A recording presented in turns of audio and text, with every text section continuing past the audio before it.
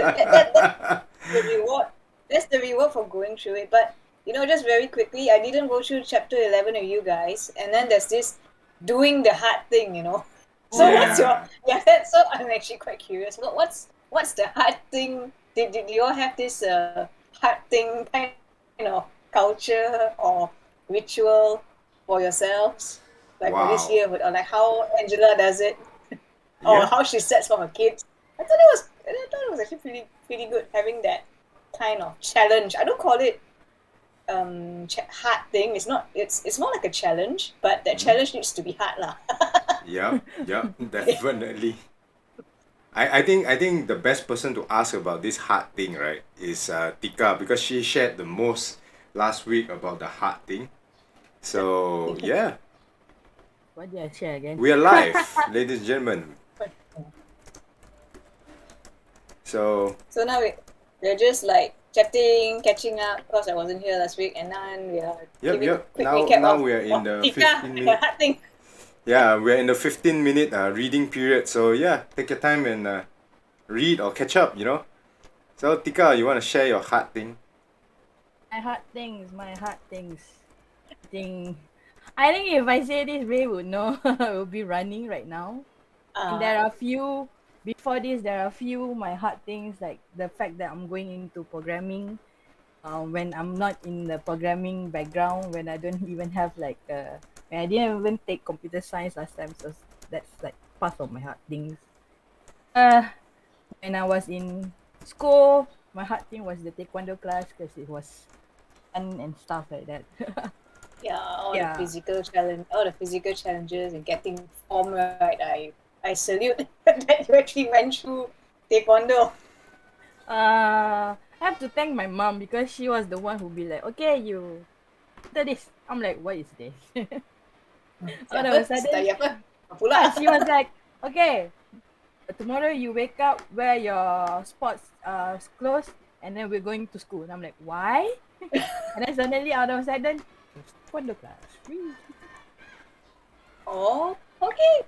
At least well, there's no at least here, but your mom had the initiative to introduce taekwondo, and as you said, it was a hard thing for you.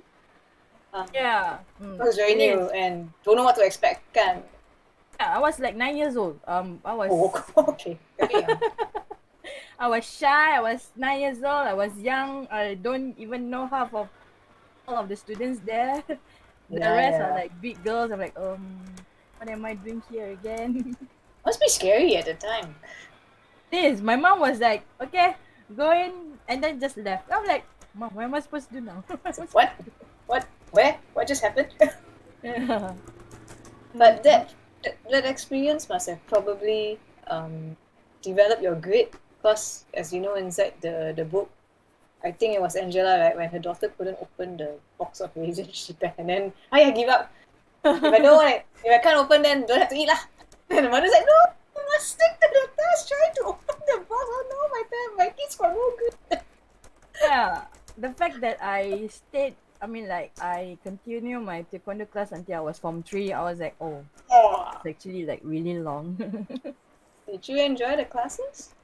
Yeah, it is because like how to say this I really because my family, I'm really close to my cousins. My cousin around my age are all boys, so they tend to be like rough and stuff like that. So when you try to fit in, you'll be like, hey, I joined taekwondo class, and they'll be like, one of my cousin will be like, hey, I joined silat. Then like the both of us out of a sudden sparring. I'm like, what am I doing? Oh, Then my mom was like, oh. hey, this is not why I sent you to taekwondo class, okay? Don't fight. But mama, but we need to practice.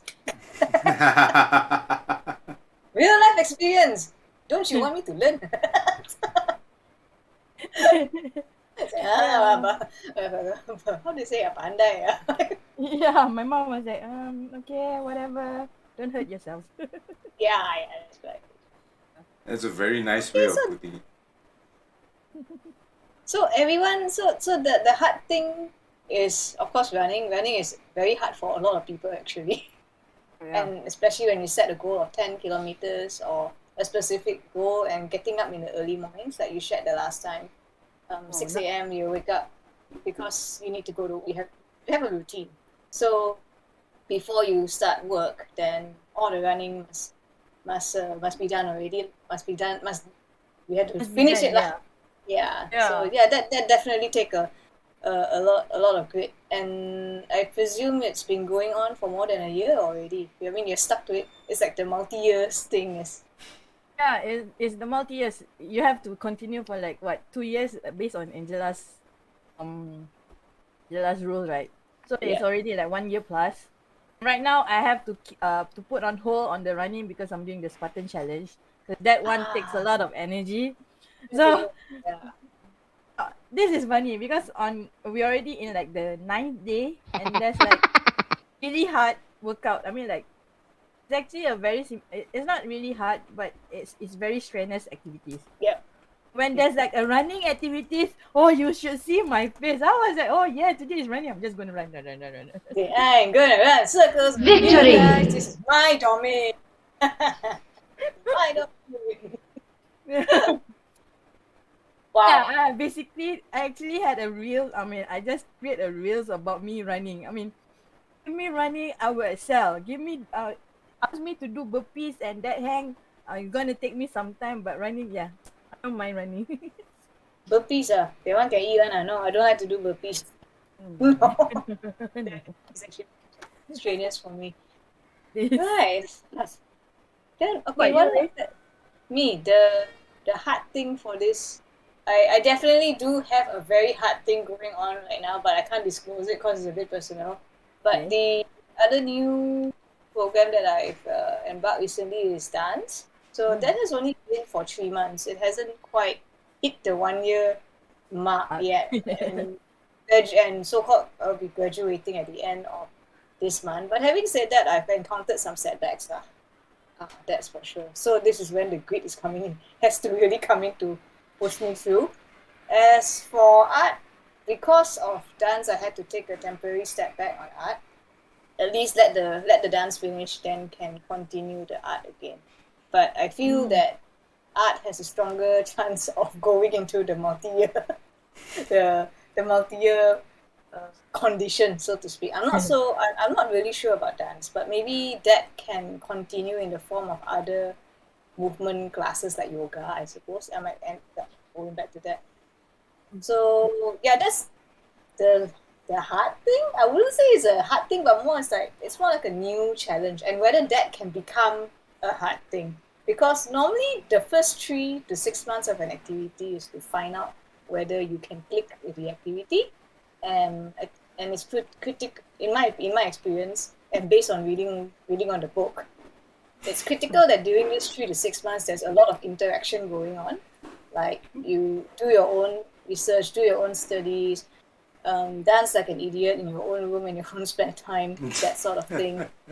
Yeah, and you have to do things to fuel your interest. And I think it's critical also that you find the environment and the right kind of people that can encourage you. If not, the fire, the flame for that particular interest is going to fizzle out very quickly. So I think it's that partly thanks to this book. There's a bit more awareness in, am I interacting enough with this activity? Is there going to be a community? Is there going to be a continuity? After I graduate, then what next? Yeah. Are there more opportunities to perform in public again under the same instructor, or what's going on? What's the long-term plan?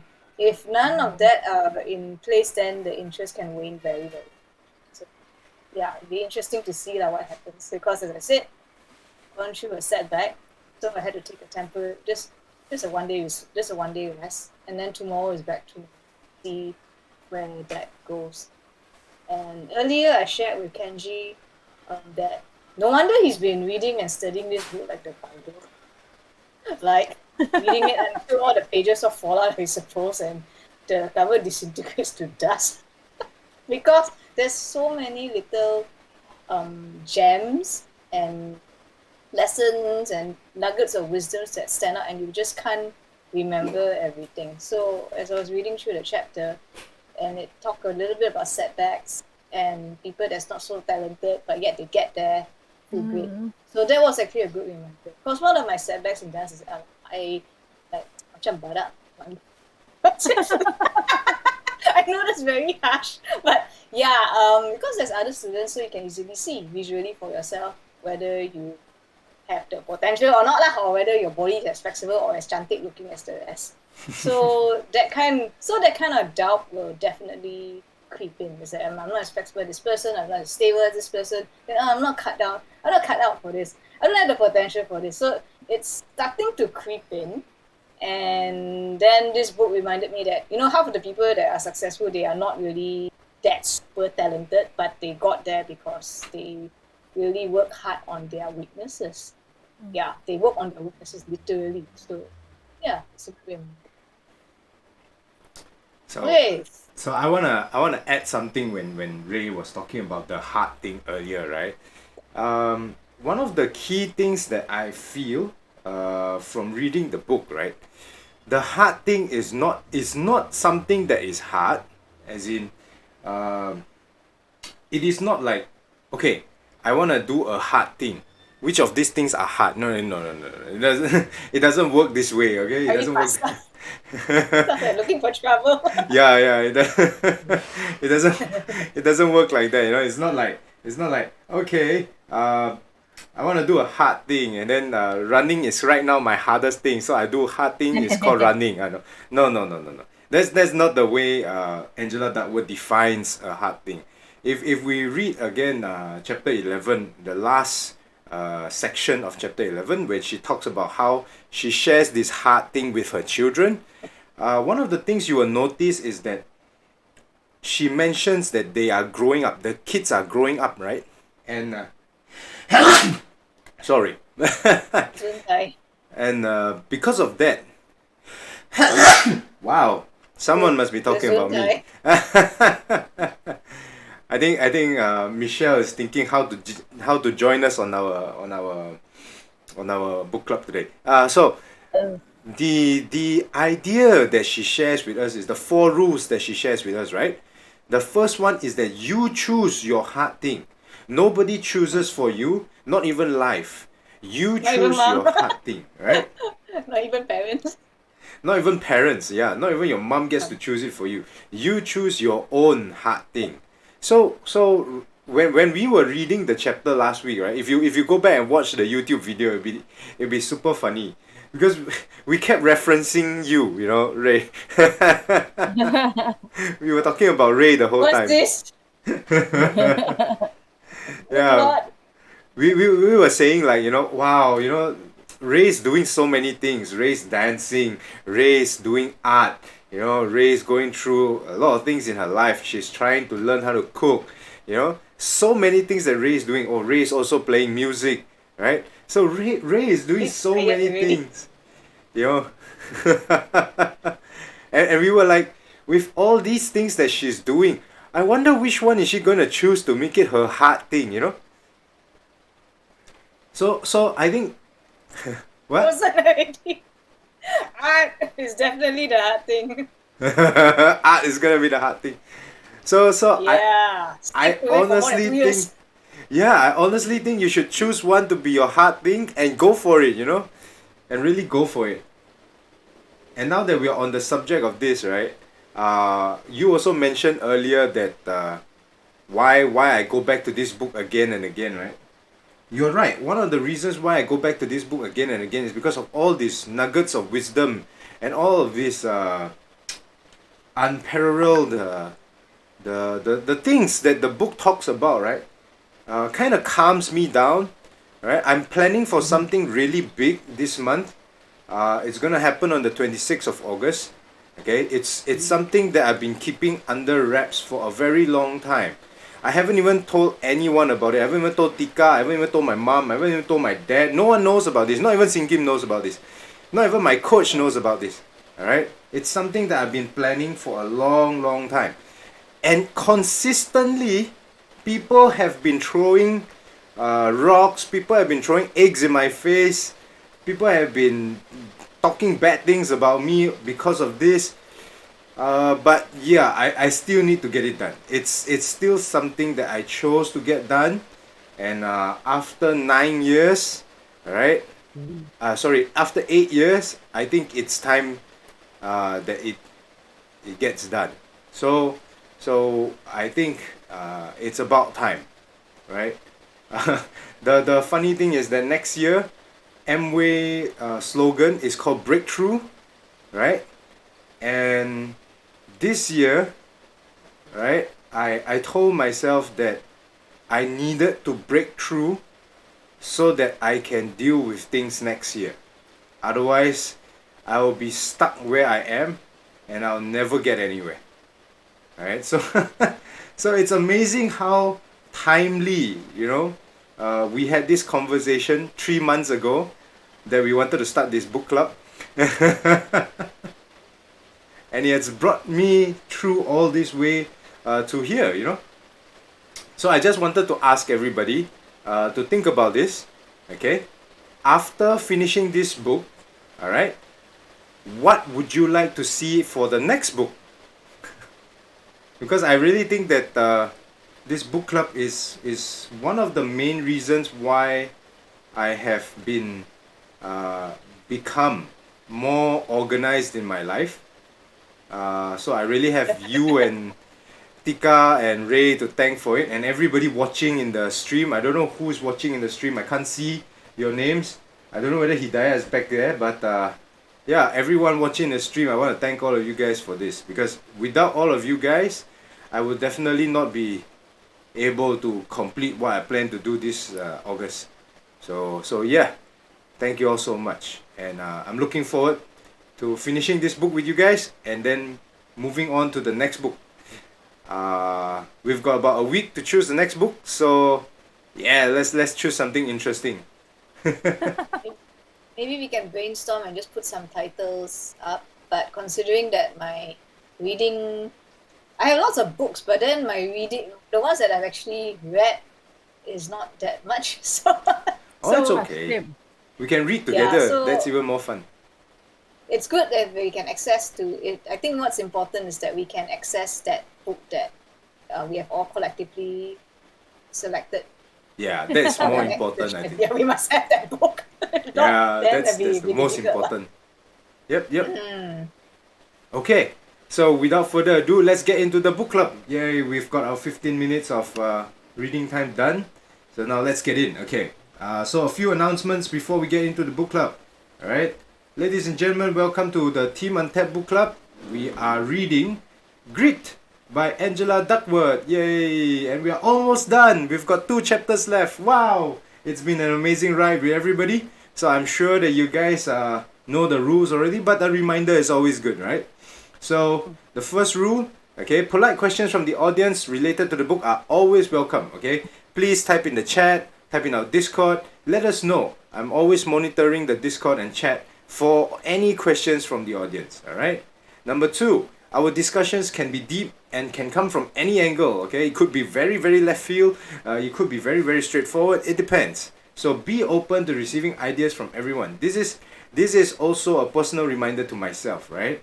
Examples from personal experiences are personal, guys. So the rule number 3 says that don't attack personal experiences unless absolutely necessary or explicitly given permission to do so. Okay, this is this is mainly a reminder to myself.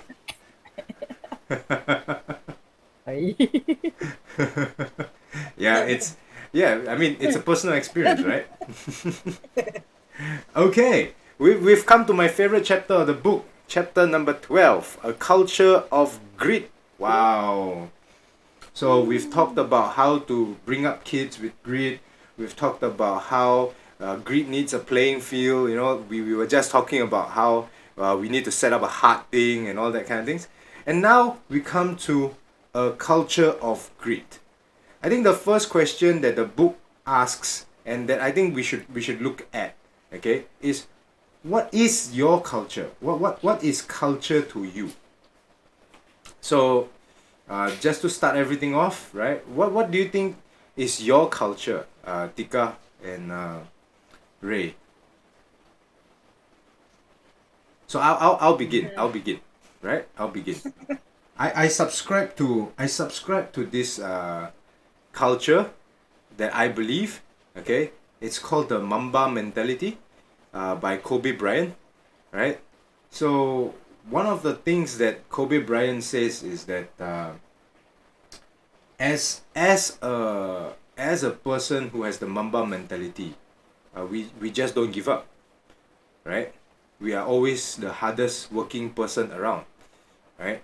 We don't take breaks, and we focus until the job is done, right? If our job is to get fit, then we focus on our fitness until we get fit.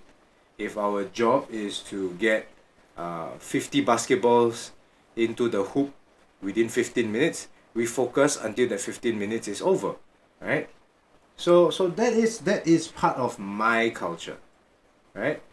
Another part of my culture that I subscribe to is the military mentality. In the military, everyone in your team is very important.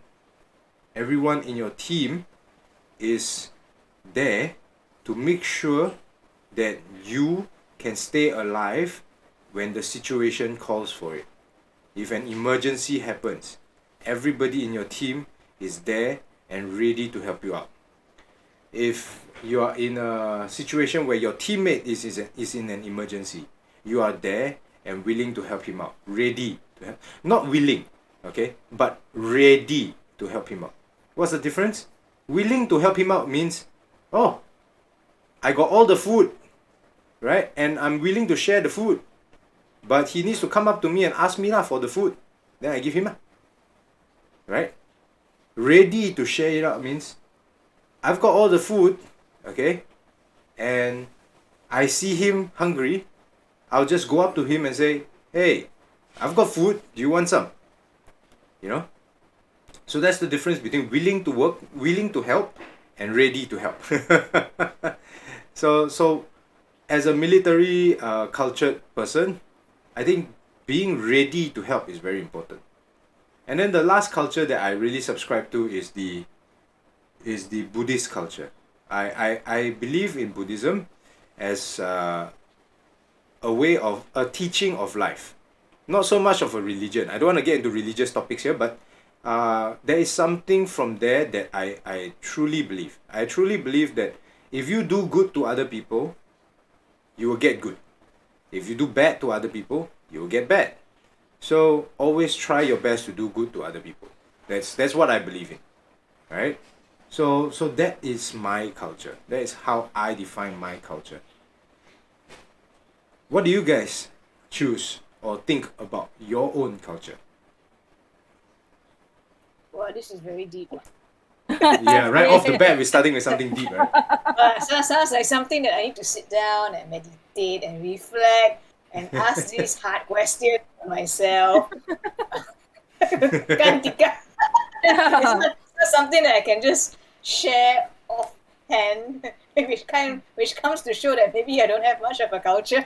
It's like I'm just living, living, just living my best life every day without much culture. I mean, to be very honest, but at least it's living and not just mere surviving. That's the difference. So Yeah. I agree that this is something that I open the book and the first thing I see is the hard thing rule. Law of attraction. I agree that this is something that everybody needs to think about, okay? Because whether we realize it or not, the culture in which we live, okay, and with which we identify, powerfully shapes about every aspect of our being, okay? This culture thing, right? Like what the book says, right? Okay, really shapes everything that we are. For example, right? I know a friend, okay, who is willing, all right, to stop my car, okay, get everybody to wait for her in the car, okay, just so that she can go and pray, because she believes in that part of her culture, right? I know a friend who's like that. I also know a friend, okay, who is the total opposite, right?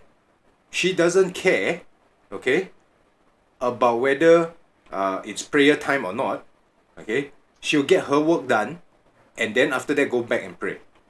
You know, so there are two different type of cultures there. Okay, so it's not really just a practice in life. It's not about religion. It is about what do you believe in for yourself, and how do you identify yourself. A culture can really change someone's identity. For example, one of the examples in the book, right? What's his name? This Angela Duckworth brings up this example in the book of this military guy. Where is it? Where is that guy? Yeah, there we go. Tom something. Tom Dayalin. Wow, how do you read his name? Tom Dayalin, the Airborne Ranger and two-time CEO. Okay, he is not special or extraordinary in any way except one: grit. Why? Because that's his culture. He believes that he is a West Pointer Airborne Ranger. You see, he identifies himself as a West Pointer Airborne Ranger. So as a West Pointer Airborne Ranger, right, if you get shot and you have a mission, you're still going to fulfill the mission. Getting shot is not an excuse to not fulfill your mission, according to Tom Dayalin. Right? As a West Pointer, he got shot, but his mission was to run the Army 10 miler. He promised himself to run the Army 10 miler before he got shot. So, what did he do? He go get himself back fit. The doctors were like, we don't know if you're gonna be able to walk. He was like, you don't know me well enough. And then he goes on to try and make himself work until the point where even the doctors were like, oh, you can walk already. You don't need to come here anymore. He's like, nope, I paid money. I'm coming here to make sure that I can train long enough so that I can go and do the Army 10 miler. And then not only the Army 10 miler, he went and did another 2 more triathlons. Like, walao, this guy. Don't know how to say die on this guy. Really military man gao gao. So I really think that that is the culture that he believes in and the culture he practices. So I threw out this question today, not because I wanted anybody to be in a tough spot, but I think we all should really think about what is the culture that defines us, you know? Shall we give it a shot, Tika? You wanna give it a shot? That's very brave Yeah. of you, I tell you. Give it a shot, like using Kenji's example. Like in Kenji's case, is ready to help, and then he subscribes to the Buddhist belief that do good unto others, and others will do good unto you. Do I have a culture? Or I wouldn't even call it culture, but it's more like an inclination and a belief that say that if it's a skill that you want to master, then definitely you need to put hours of practice, and that's something that I'm very willing to set aside a good amount of time and dedicate just that amount of time to work on whatever I need to work on. That is just a small little activity, a small little belief that I subscribe to as part of my culture, if there's any. Because trying to recall back in my childhood days and how I've been raised, technically there is not much of a culture in our family, because I may have shared in one of the previous sessions that my parents they were gritty, but didn't necessarily instill that grittiness in their kids through how we were brought up. Yeah. So just put in the hours of practice in a skill that you want to master. That's something that I believe in. In terms of ready to help, that was something that made me think, actually, because I am aware that there are times, or there are many numerous occasions where I could have helped, but I hesitated. Then when I observed a friend actually stepped up and helped, I actually went back and think about it and say, why didn't I help? So Also, I guess if you're looking from that opposite extreme, it means that that is not part of my culture or not part of my programming, and it is something that I would like to. I was wondering how can I be more helpful to others. So when Kenji said ready to help, always ready to help. So it's like having a mantra or something to a principle to remind you. So whenever you're in that situation, the mind was just short circuit and just shortcut and remembers that mantra and immediately to go and help without thinking. So perhaps this is what all the creeds, whether it's West Point, whether it's Navy SEALs and Seahawks, they all have that creed where all the cadets will fall back on whenever they find themselves in that situation. They don't have to think. Like for me, I have to think, whether I want to swat that termite out of. Yeah, that was what happened. There was this pesky termite flying around in the room, and one of the students was terrified of it. But I was like, shall I help to get rid of that termite? It's a big one, by the way. It's a very big one. Wow. And I didn't. But then another friend who was sitting beside me just went up and said, come, I'll just get rid of it. So it was that incident I looked back to myself and said, why didn't I just get up and do it? Why was I hesitating? Partly because maybe I'm scared of the bug. But if I do have that creed in me, that ready to help mentality, I probably wouldn't have hesitated. But if you put a spider there, definitely I'll be flying out of the house. I won't bother to help at all.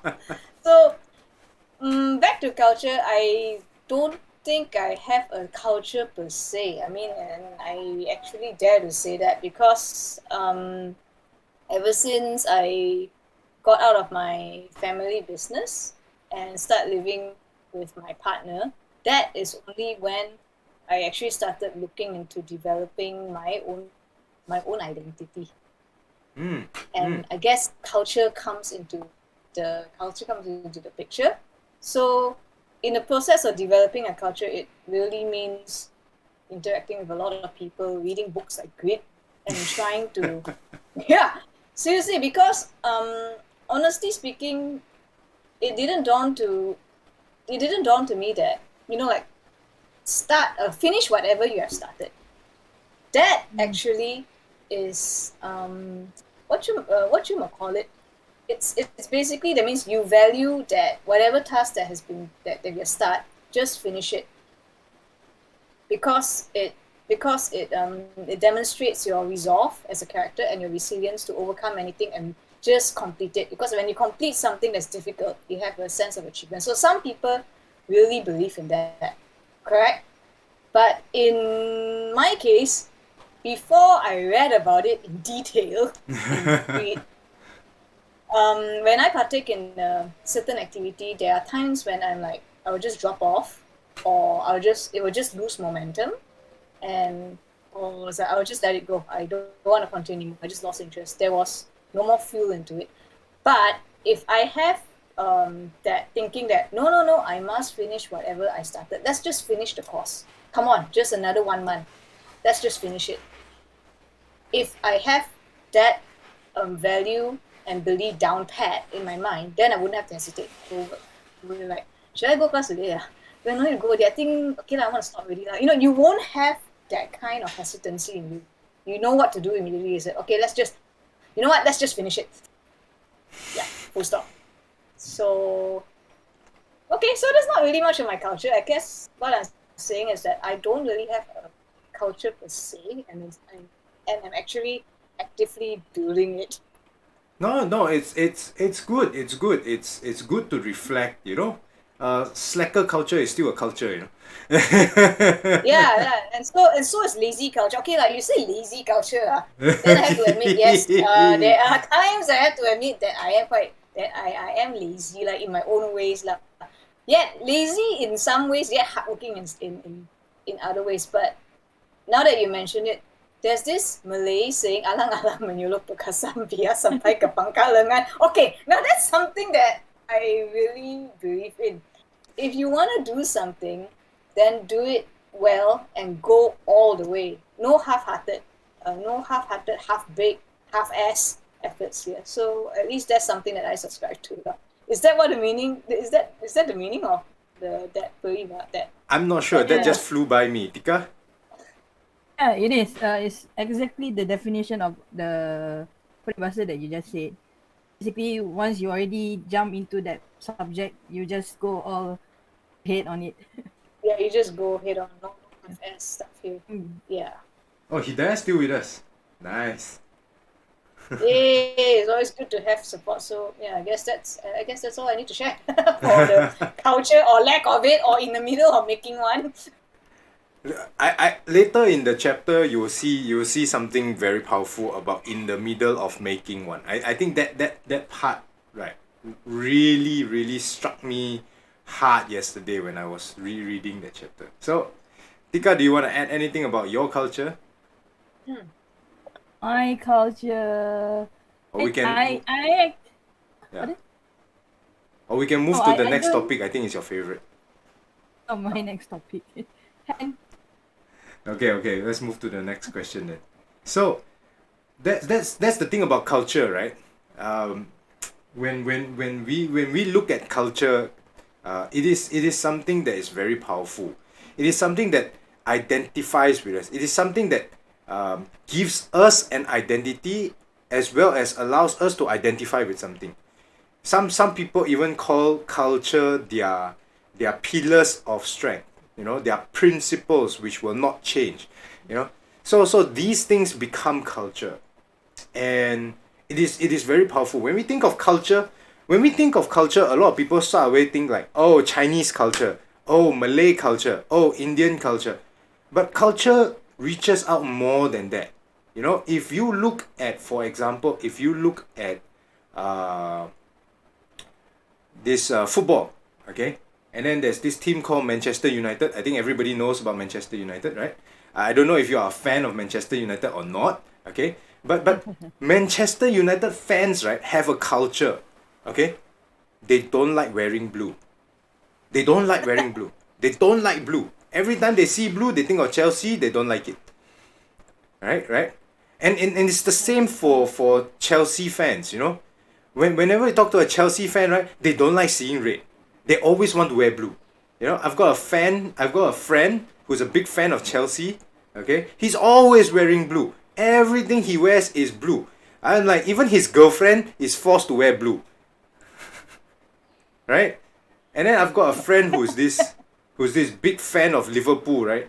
And then he goes like, oh, I don't like all these blue color things. He makes a lot of noise about Samsung and whatever because it's all blue.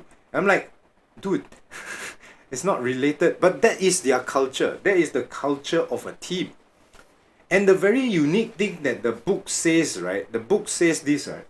Okay? It's very, very powerful in my opinion.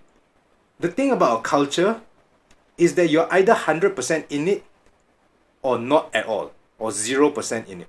You're either all in or all out. You cannot be 50-50. Right? That's the unique thing about culture. You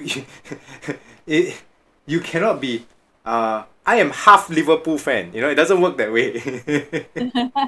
I'm football team agnostic. Okay, you get kicked out, like. Yeah, people will be like, you're not a fan, get lost lah. Agnostics. What? No, you have to choose sides. Right. And Yeah. imagine if you're in the military and then you tell them, no, I am part Malaysian culture, part Singaporean culture. Everybody will look at you, you bloody spy. Double agent. Yeah, you're double agent. You think you James Bond now? And this part of grit and culture that I think is very unique is what Angela Duckworth says, right? Is exactly what Ray was doing, right? The thing about grit and culture is either you join it or you build it. You cannot run away from it. Right? If you are a leader, you have to build it. If you are a team member, you have to join it. You cannot be part of a team and not join the culture. That just doesn't work. Imagine working for a Japanese company, okay, where everybody has a lunch break at 12, okay, and you don't want to have your lunch break at 12. Okay, let's use a real life example. It makes it clearer. In Christchurch, New Zealand, Okay? If you look like me, you're Asian, right? There is an 80% chance that you'll be discriminated against. Why?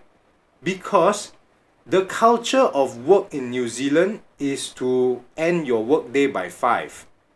Okay? Asian people, their culture is to work until they die. So they go there, they work for less pay, they work double the hours. So who wants to hire the locals anymore? And because of that cultural difference, okay, Asians are hated. Because you're not part of my culture. You're a different That's actually a culture. very good example. Right? So that's why we either need to join the culture or build the culture. You know, it's definitely going to be something that's going to happen, right? And the process is not necessarily going to be easy. Like in the case of Christchurch, I don't think it's easy being discriminated against. I was there, all right. They wouldn't wash my toilet because they saw that I was Asian in my hotel room. So yeah, it's weird. All right, but that it is what it is. So Ray, just now when you mentioned that you're gonna build your own new culture, I think you got the right idea. You got the right idea. Okay. Thanks. And I was about to add that if you're a team, you want to be, like you said, you want to be a team member, then you have to join the culture. If you're a leader or you're the only one there, then you have to build it. I also want to add that if you're a loser, or someone, or think yourself as a loser, then that's where you need to start building as well. So that is a way out. If you are a failure, you're not completely a failure. You can start building your own great culture to get where you want to go. No, I'm not sure what you meant by the loser culture, because the minute you said loser, my line went It's not so much loser culture. It's more like if you perceive yourself as getting the short end of the stick when it comes to society and things like that, then that's where you can start building. Join the Builders Club, build your own culture and make your own road to success. I guess that's what I'm saying. If you can't join it. Yeah, and another real life example that I would like to share, there are many like business societies and clubs and networking clubs out there. So my company at one point was so-called very prestigious association in Asia. And I tried my best to join the youth, that's a youth division, to join in, but I just couldn't fit into their culture and their values. It's definitely there. I mean, the nuances, their behavior, their preferences, their activities, the way they talk, and the way they think, by the way they drink a lot also, which is partly a bit put off to me. And I have absolutely no idea how did I put up for 2 years inside the society before I realized that it's a culture that I cannot integrate or find myself adapting to. Are you very There's a gritty, case right? it's more like, it's like what you said, you either you cannot go in 50-50. It's really the alang-alang menurut perkasam. You really have to go in full. You cannot be half-assed about it. And in that 2 years, while trying to find my way to adapt to the culture, of trying in the process of trying to join it, I end up becoming half-assed lah. So it just didn't work. It took me a very long time to realize that I couldn't fit the culture, and I just got out. And when I got out, I was like, yeah, it's very awkward and disheartening when you find yourself in a community and with a culture that you simply cannot adapt yourself to, because it's either totally against your value system or against your lifestyle, and yeah, you're not aware of yourself and you're not aware of yourself and what your preferences are, what your values are, then you end up being stuck in a situation where that you're the loser basically. Because I think 2 years is a long time to be stuck in a culture that doesn't suit you. Having said that, I think Angela said you need to stick to something, right? Yeah. So yeah, maybe that's a great story, so to speak, that I can share. I think that's a Yeah, that was great definitely example. 2 years. Yeah, more than 2 years actually. No, I think that's a great example. Like a lot of my teammates, right? A lot of my Amway teammates, they come up to me and say things like, Kenji, I don't know why I do a lot of things, but then my Amway business is still not growing. Right? They say things like, oh, I try a lot of things, but my Amway business is still not growing. Right? But then the question is, our team has a culture. Did you join it? Did you join the team culture? Did you drink the Kool-Aid? To quote a bad example from history. But if you didn't, and you're expecting to achieve a certain amount of success, then you will need to build a new culture for yourself. Because if you're not joining the team's culture, then you're building your own culture. And if you're trying to build your own culture, it's going to take time. Right? And it's Yes. going to How take many books do you have to read? Yeah, it's going to take a lot of time. It's going to take a lot of effort. You need to plan everything from scratch. You need to be able to do your own events. You need to be able to do your own marketing plan. You need to be able to do your own follow-up plan. You need to do Sophie. your own customer relationships management plan. That's a whole lot of stuff you need to learn. Right?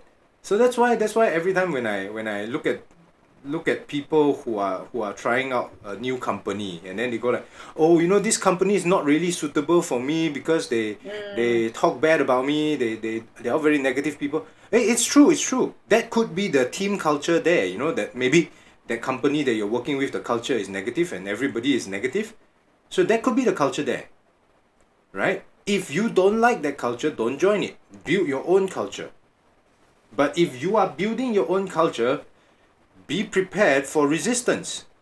Be prepared for a lot of resistance. Because everybody is already comfortable in their culture. Why do they need to join yours? So that is, I think that is a very, very legit point that you brought up, Ray. If can you imagine if Ray actually managed to join their culture, join that business culture that they had? Can you imagine what would happen? Ray would be comfortably dealing with all these people in the same manner and same method as they were dealing. Same mentality. Same mentality. Yeah, because culture defines you, right? That's what we said earlier, right? Culture defines you. So either you join it or you build it. Okay, so this is the next part, which my pages are flipping too much. Okay, there we go. This is the part where Atika came up to me and said, oh, so that means if you FOMO, right? So Atika, you want to share with us about the FOMO thing? No, I was reading it, and then the part where if you are in a team, and then if you don't join the culture, you're sort of like being left out, right? There's a feeling of being left out. And that's when I read that part, I was like, oh, having FOMO is not actually bad. It actually helps you to build grit, and then helps you follow your team culture and stuff like that. So yeah. That's a one way of that's a one way of looking at it, because once you join a team, the pressure to conform is actually very strong. Hence, the FOMO comes into the picture, lah. But I think it's like you said, it's not necessarily a bad thing. I think it just triggers that primal fear in us, because we are social animals and we feel the safety in groups. So when you're out of that group, then it triggers that natural fear inside. Yeah. But having said that, so maybe this is just me. If there are conditions where it's really not suitable for you to join that group, like for example, you may be part of the team, but if let's say that team likes to do certain things that that you do not agree with, like drinking or certain activities that maybe you can't participate because of certain physical limitations, I don't know. In that case, I don't see it as an excuse anymore for you to excuse yourself from the activity, because you, at the end of the day, that's part of being in a team is the whole agree to disagree sort of thing. That means you can't always, you're a team, that's right, but you don't always have to agree with each other. And if there are certain times when you have to pull out, and maybe for the sake of your mental health, or maybe you just can't drink alcohol, then that's fine. As team members, we respect you for that. We respect that little difference. So if I think if that's part of your values, at least it is for me, then there won't be any FOMO lah. Yeah, to me, mutual respect among team members comes first. If you cannot make it, it's part of your belief, then okay, that's fine. But you're still part of the team, because in the whole umbrella of values and principles, you still believe the core ones, but all these minor petty ones, okay lah, these little differences, that is, hey, maybe that's my culture. That is one way of looking That's at just it. another way of looking at FOMO. Yeah, that's one that's another very way of interesting looking way of looking at it, you know. Because if you look at it that way, right? Okay, I cannot be a Roman Catholic because I can't take wine. I am medically not allowed to drink wine. So I can't break the communion with wine with everybody else. So I naturally become a Protestant. Oh my god. Maybe they use Ribena with yours Ribena, right? to accommodate for believers that cannot take alcohol. What's wrong with that? Yeah, but then it's no longer the blood of Jesus, so cannot already, right? Tak jadi already. So anyway, but jokes aside. Anyway. No, jokes Anyway. jokes aside, right? Jokes aside. What you are saying is really true, because not necessarily a culture is built out of habits. Okay? Not necessarily a culture is built out of habits. Which is something I think very, very powerful. If we look at the book, right? Angela Duckworth speaks of the Seahawks. Everybody in Seahawks has certain habits, okay, certain things that they speak of. They have a certain language among themselves. Like the West Pointer, okay, if they call you a firstie, you are not a first year, you are a fourth year veteran. But they call you a firstie, what the heck, right? If they call you something else, basically they have their own terms for people, right? So that is, those are small minor details, okay, that build a culture, all right. But I agree that if there are things like you cannot drink, okay, and the culture of the team necessitates you to drink, maybe you should move to a different team. Maybe we are living in a community, we are living in a time where the choice of joining another community is way too great. It's way too great. Right? You can always choose. Right? There's always a choice. Okay? So that's the reason why being a leader of a team in this day and age is so difficult. If you do something that other people don't like, then they just move over to the next team. They just shuffle over to the next team, which is the reason why a lot of work cultures cannot get their culture done correctly, right?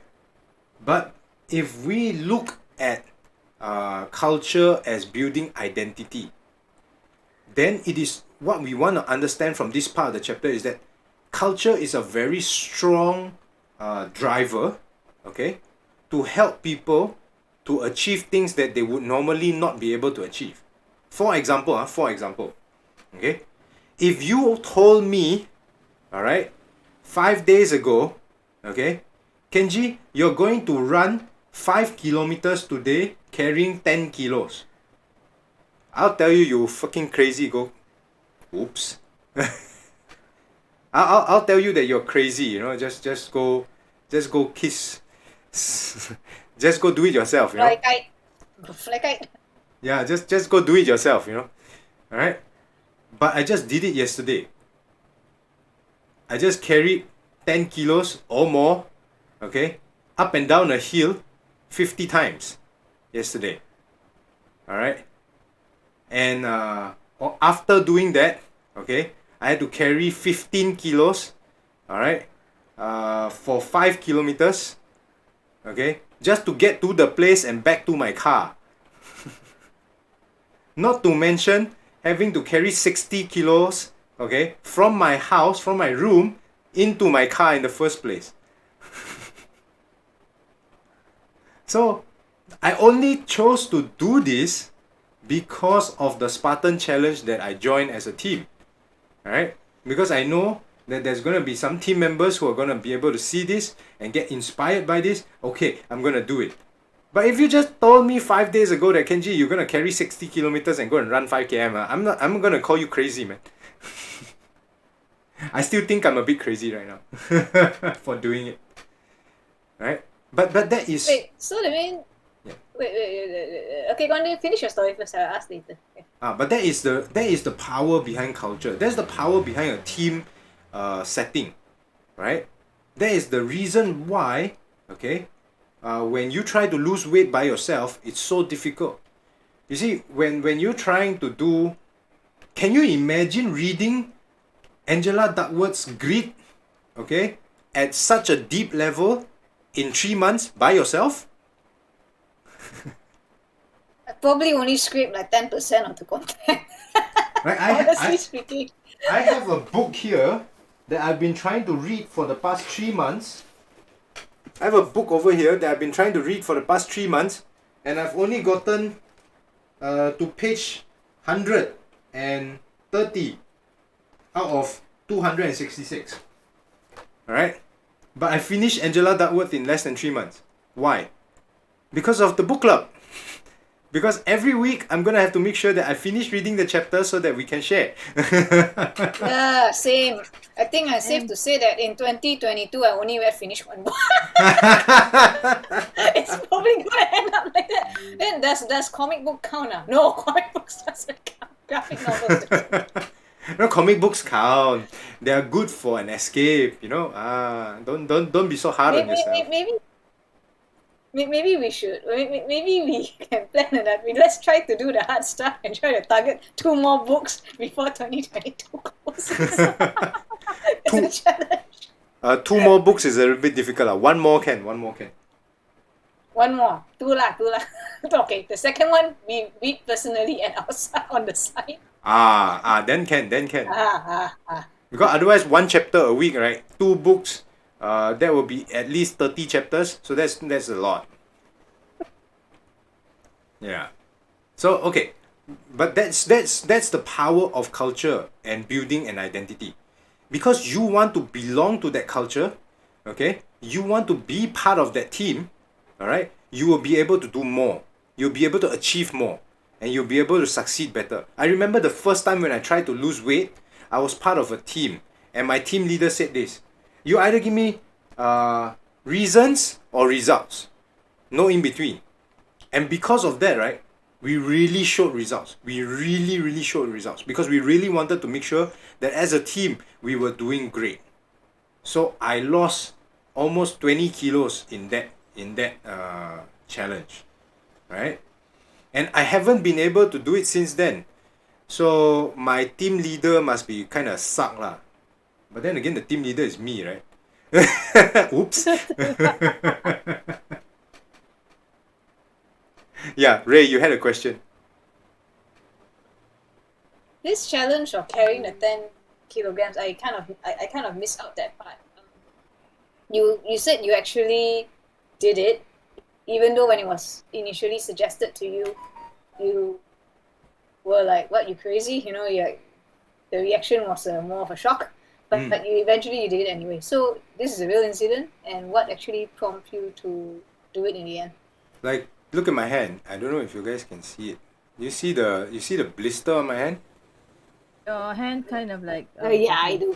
Yeah. Then you see the other hand? Yeah. Okay, the blister is actually bleeding now. Ow. Alright? Yeah, and I'm still doing these challenges. Okay? I've torn the muscles in my forearm on both sides. Okay? And yesterday I tore the tendon on my right knee, at the back of my right knee. But I'm still doing the challenges. because it is part of this Spartan challenge, and I want to be part of that culture. I want to identify with that culture. So I am driving myself to it. Regardless of the pain, regardless of the cost, I am driving myself towards it. That's a good point that you actually brought up there, and that is, what culture would you like to identify? Yeah. And perhaps that is a good starting point, starting down for building your own, and eventually it becomes your own culture as you adapt to your own values, I suppose. So maybe it's a question I would like to put across the floor. Like, if anyone's watching this stream, like Kenji said that he wants to be identified with the Spartan culture. Okay, very admirable. Tika, what about yourself? Did you have that kind of thought in mind of what culture, what person that would like to identify with as a runner, or as yourself? I always believe on doing something that you love, something that makes you happy. So regardless, like Kenji say, if the lifting weight makes you happy as he can help others get inspired or stuff, that's actually aligned with my belief. And doing running actually makes me feel healthy, makes me feel better. So it actually makes me happy. So yeah, I believe in doing things that makes me happy.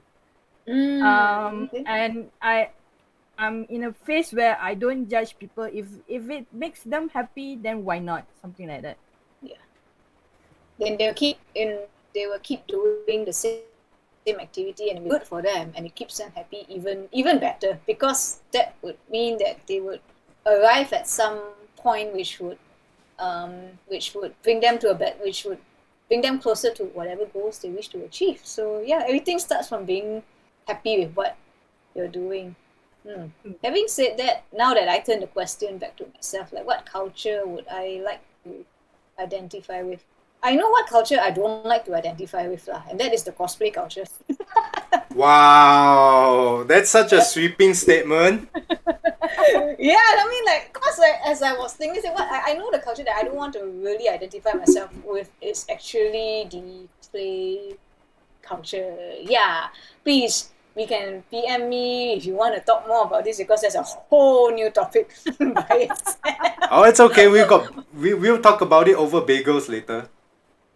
That would be an interesting one. But that's the whole point of book club. You see, we bring out things, we reflect on things while we are listening, and challenge our own thoughts and challenge our own notions.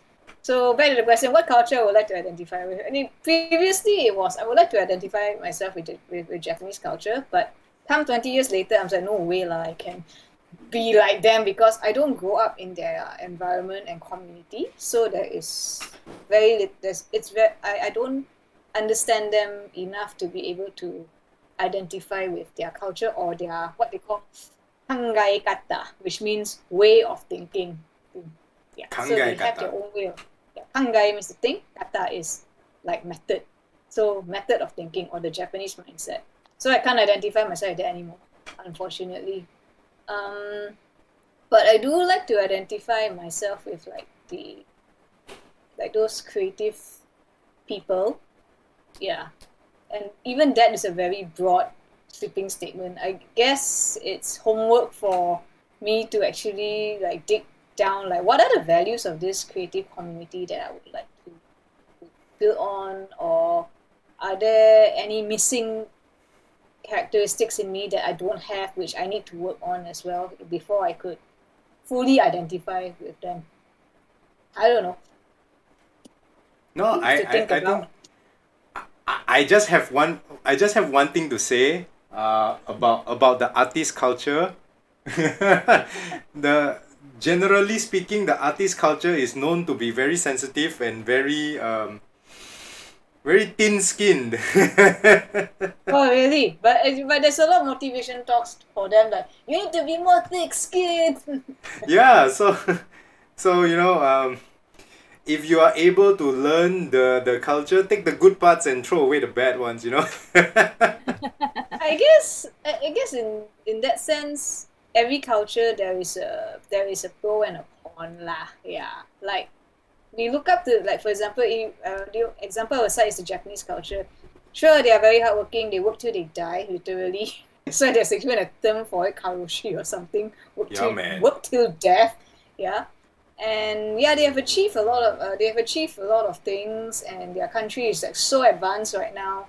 Everything is so clean. Everybody is civilized, but it actually comes at a huge social cost, and that is like the number of, just very generally, don't quote me on this, like for example the number of suicides, those people who think they don't measure up and end up becoming hikikomoris, or those indoor hermits. So there is a downside to that culture of wanting to be perfect, wanting to strive.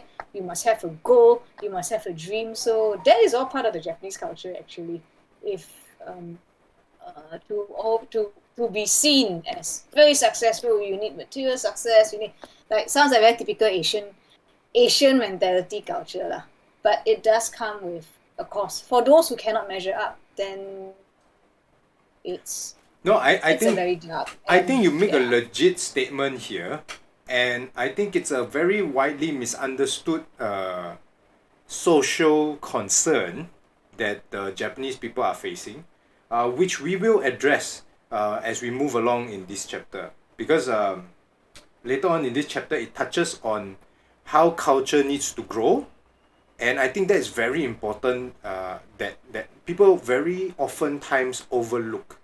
In fact, even myself, reading this book for the third time, I just noticed that culture needs to grow. And if culture doesn't grow and stagnates, that is dangerous for everybody involved.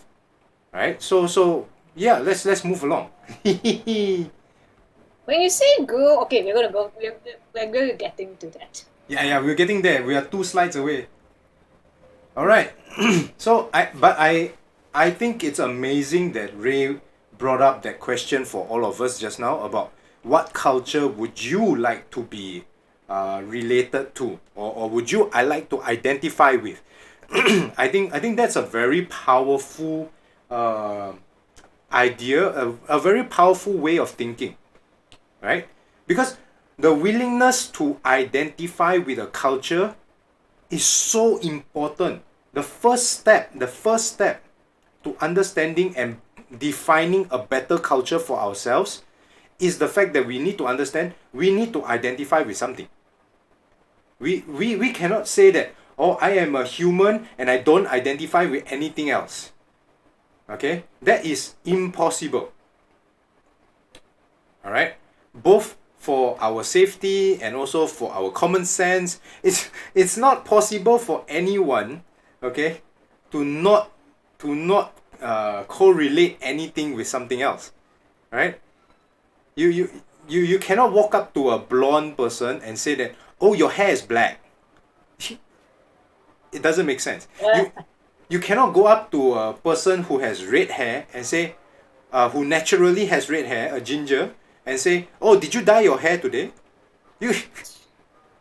That's just rude, right? You can't go up to a person who has blue eyes, pretty blue eyes, and say, are you wearing contact lenses?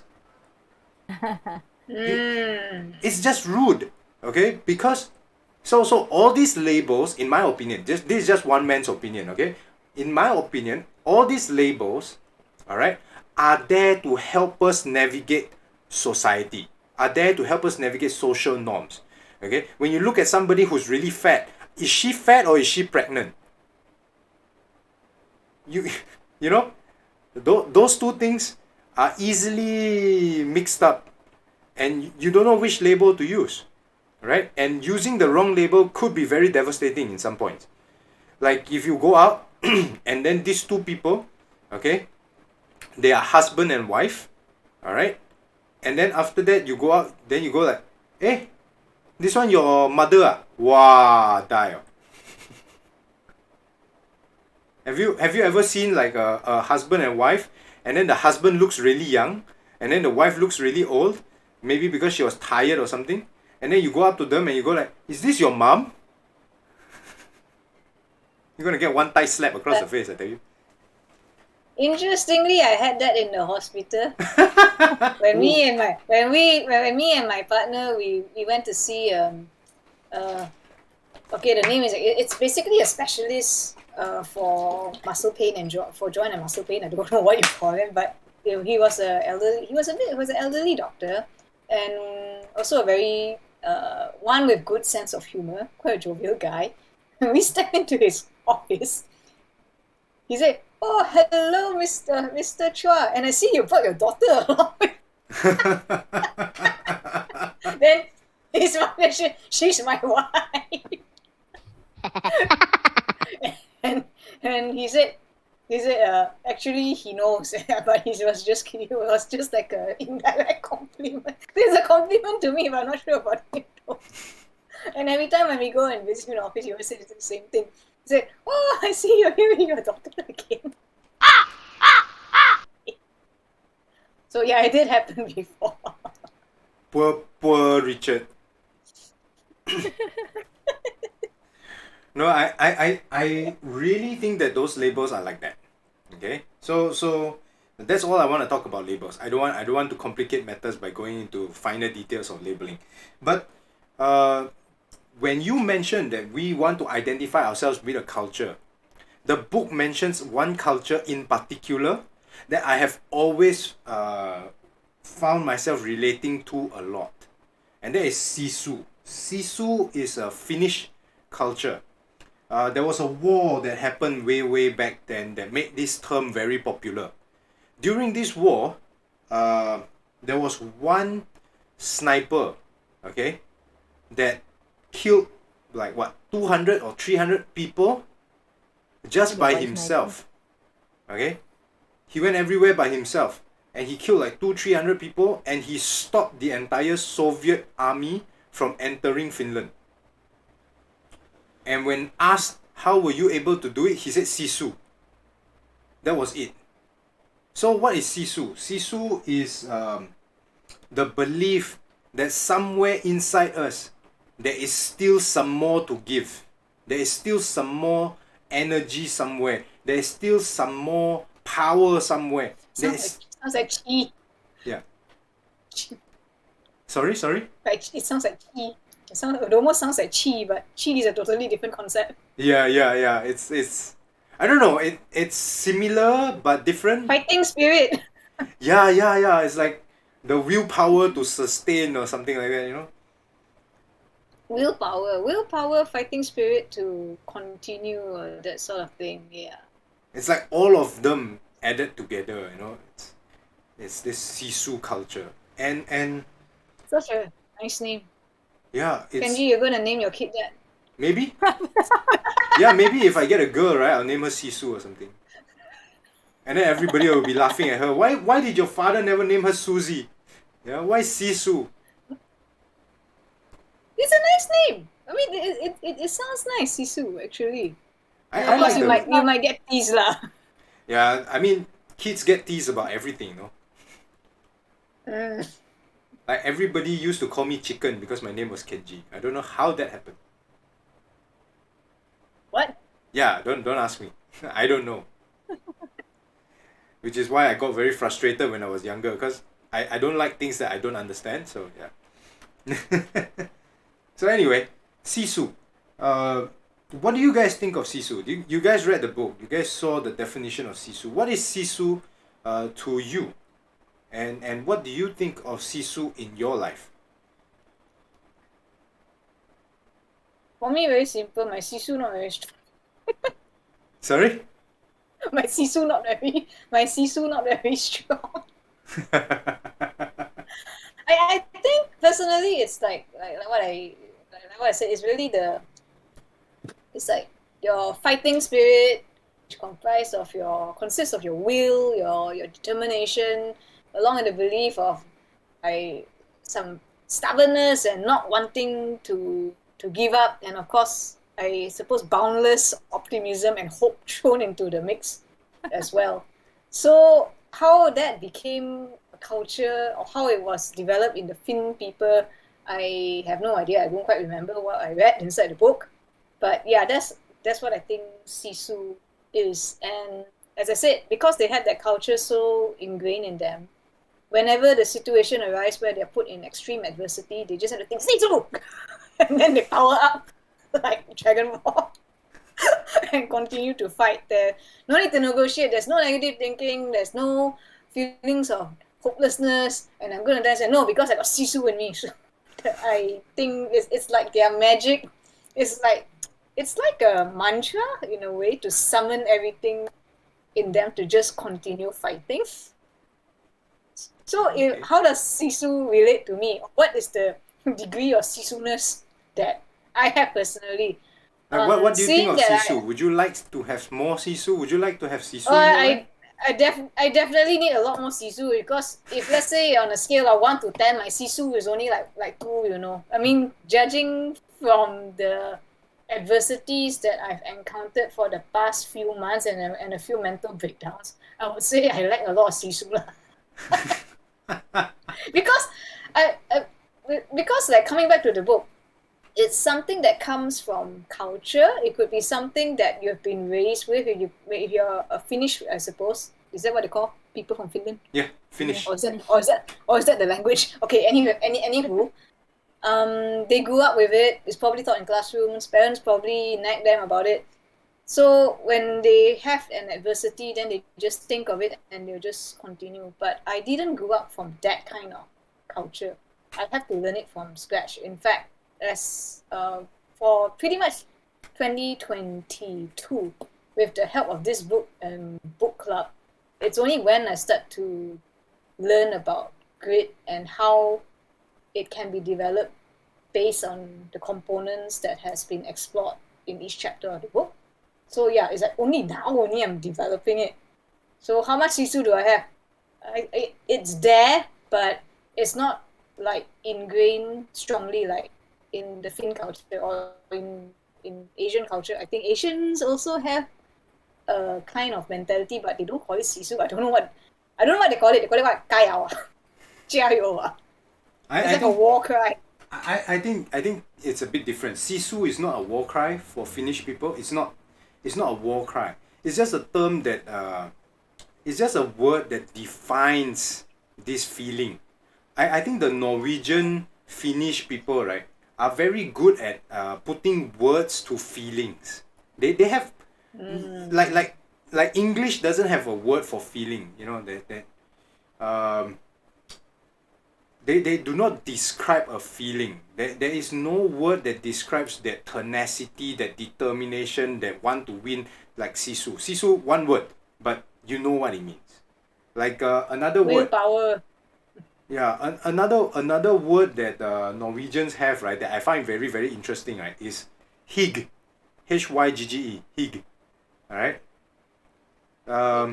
Do you know this warm feeling you get whenever you go home for a family reunion dinner and your mom is there, your grandparents are there, they're all chatting, they're all having fun. In terms of Chinese people, maybe they're playing mahjong, or in terms of Malay people, maybe they're chit-chatting, or they're doing the wrapping the lemang, or they're wrapping the ketupat for tomorrow. Anyam ketupat. Yeah, that kind of feeling. Do you know that kind of feeling? That kind of warm feeling? Yeah, that's called hygge. You see, there's no word in English to describe that kind of warm feeling. We just call it a warm feeling, right? But for Norwegian, there's this term called hygge, and it encapsulates the entire meaning of that feeling. Right? So that's why I really think that all these cultures, they have different words. So Sisu is just a word for that thing. And I like the point that Ray brought up. Sorry. Go ahead. No, go ahead. I'm just playing my fingers. Oh, no, I wanted to say that I like the point that you brought up earlier, that the book club is something that helps you gain more Sisu, right? Be aware of it. Yeah, especially like being aware of it and stuff like that. And earlier on in our discussion, we talked about joining cultures, joining a culture or building a culture. So I am very happy that you, me, Tika, the three of us have built a sort of culture, okay, around grittiness, okay, that has allowed you, okay, to help you in your daily life. I think that is very, very powerful. Just that is very, very powerful. Which is something that I'm very thankful for. I don't know, throughout this whole chapter, I'm talking about all this, giving thanks already. I'm not even done with the book and I'm already giving thanks on all these things. Or maybe we can look at it this way, that's why we do what we do. That's why you started or initiated the book club. Apparently there is a purpose to it, to make people, at least for me lah, and for those who are listening in on this channel, realize that if they don't have grit, there's always time to build it up. What exactly is grit?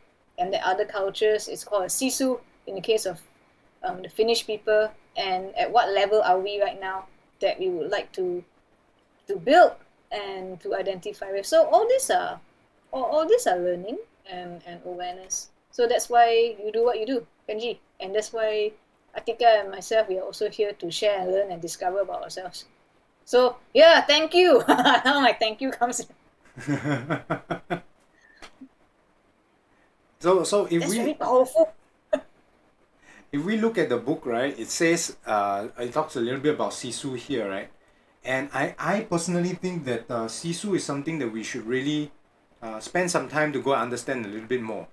Not so much about the word. The word sisu, direct translation of sisu, right, means guts.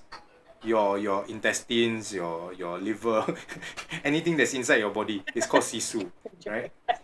But the way they talk about it, right, is that power, that kind of tenacity, that kind of bravado, you know, that kind of ferocity to just keep going on, you know, like yesterday, okay, I knew that my leg, the one of the muscles there is gone already, but I still continue climbing up and down the hill, right, because I got something to prove, right. I want to make sure that I finish this, right? So yeah, I'm doing it, you know. That is sisu, I think, and I'm proud that we are here finishing this book because it's not easy. Like every week we have to come up, and you know, there were so many challenges, so many new things to learn, but we did it. So yeah, Sisu. we sisu Go Google it after, because it's really the first time I've come across that word. I've never heard of it before. I mean, not even on random, YouTube, they will just show you some random videos and it doesn't come here. So only this book seems to have mentioned it. I'm like, okay. Sisu was also mentioned in the Marvel Cinematic Universe, by the way. I just cannot remember who was the one who said it. But yeah, it was mentioned in passing. Anyway, back to the book. Alright. After talking about Sisu, Angela Duckworth mentions this. Leaders need to evangelize culture. Alright? Leaders need to evangelize culture. Now this part of the chapter gets very technical. It gets very real life, how to put this into action kind of feel. She talks a lot about successful company with successful culture. One of them is called JP Morgan Chase, the biggest bank in US, right? So JP Morgan Chase has Matt Damon as the Jack Damon, sorry. Was it Jack Damon? I think it's Jack Damon. I can't remember his name. I was searching for him the other day. This is Jamie. Jamie Dimon. I'm sorry. So, Jamie Dimon is the leader of JP Morgan Chase, right? And he has like 500,000 employees in his bank, okay? But with so many employees in the bank, right? Every one of them understands the company's culture. Every one of them talks about how important what they do is to their clients, to their employees, everyone, right? How was this culture able to be passed down to so many people? It's because Jamie Dimon constantly talks about the culture of his company, constantly does things that relate to the culture of his company. his actions belie the culture of his company, right? That is the power of the culture. Like for example, the Japanese example, okay? Let's talk about the Japanese example. Um, the Japanese people, okay, have a very powerful industrious culture, okay, and it is shown by the leaders of their society, okay. I'm not talking about their politicians and the company CEOs and all that. No, no, it is shown by the leaders of their society in the fact that their elders in their society are doing it. The older generation in their society are industrious people. Their grandparents, their great grandparents, their father, their mother, they are all working. Everyone in Japan is working. You don't see a 90-year-old old man in Japan sitting down on a rocking chair waiting to die. No, you don't see that. Right? You see them actually doing things, whether it's watering the garden, whether it's taking care of children, whether it's selling stuff, whether it's cooking. The parents of all these people in Japan, okay, as a leader of their family, are working. They are doing things. It is so much so to the point that if you are not doing anything in Japanese culture, you are seen as useless and worthless. Yep, That's what I meant. That is the reason for the stress that is built on the younger generation. Okay? But this culture is not evangelized properly to the younger generation. It is not communicated properly to the younger generation. Why? Because the older generation tends to keep things to themselves. So that's why the power of this culture is not communicated completely to the younger generation. And when it is not communicated completely to the younger generation don't understand why they need to get the job. They don't understand why they feel useless. Ray. May I add? Or maybe it's just not communicated correctly to the young. Hey, that's another Imagine point. Yes. Elderly people, they like tend to nag and complain and gripe. So you younger people, compared to what we were 50 years ago, you all had it easy. The younger people just I don't. and end up forming their own slacker culture. Yeah, that is so true, right? That is so true. Communicating is not only limited to just being able to pass the message on. It's also being required to communicate effectively, right? Yes, effectively. Nagging doesn't work, you know.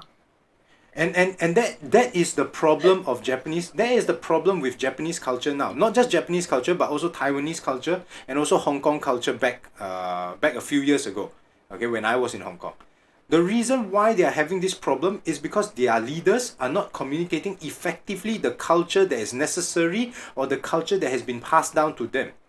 Instead, what is being passed down more effectively to the younger generation is the culture from the States. We have MTV, we have V television, we have all these X-rated movies, we have all these adult movies that are passed down to Japanese culture, passed down to Taiwanese culture, passed down to Hong Kong culture. And there's all these videos of people slacking around, meeting the love of their life in a coffee shop, going around doing nothing but drinking Starbucks all day. You know, there's videos like that right now. And those are being communicated very effectively. Look at how many people go watch Marvel Cinematic Universe.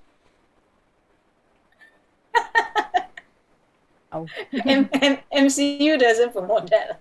Yeah, MCU doesn't promote slacker culture, okay? Slacker culture. But MCU doesn't promote industriousness either.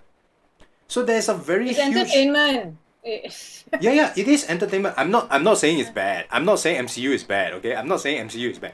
But the culture, okay, that is brought down by the parents in these cultures, in these countries, is not being passed down to the younger generation effectively. But the ones that are being passed down effectively to these younger cultures are the things that Disney shows on TV, are the things that MCU shows on TV, which is the reason why you get this whole bunch of Hong Kong people, okay, who are huge fan of Universal Studios, huge fan of Disney theme parks. And they go to Disney theme parks and what do there? They don't know what to do. They just take photos and join whatever event, whatever sport that is happening. They are just being led by the nose. Because that is the culture that they are effectively communicated to. You see? So because of that, that becomes a thing. So that's why as a leader, you need to evangelize your culture. You need to communicate effectively your culture to the rest of your team, so that that culture is being passed down properly. Like for example, the Seahawks in the book, right? The Seahawk culture, okay? Sorry, Ray, you have something to say? Go. Continue, is good. Ah. So the Seahawk culture is passed down so effectively that everybody in the Seahawk team knows the culture. Everybody knows. Finish strong. What does finish strong mean? Finish doesn't mean ending it here. Finish means making sure that you focus all the way to the end, right? Compete, right? It is not the leader, it is not the coach of Seahawks that is telling everybody what the meaning of compete is. The one that told Angela Duckworth what the meaning of compete is was just one of the players. And he said, compete is not about you versus the other person. Compete is about you and the other person striving to become better. That's why you can never have a competition with yourself, because you cannot strive to become better by yourself. You only can strive to become better when there's another person there.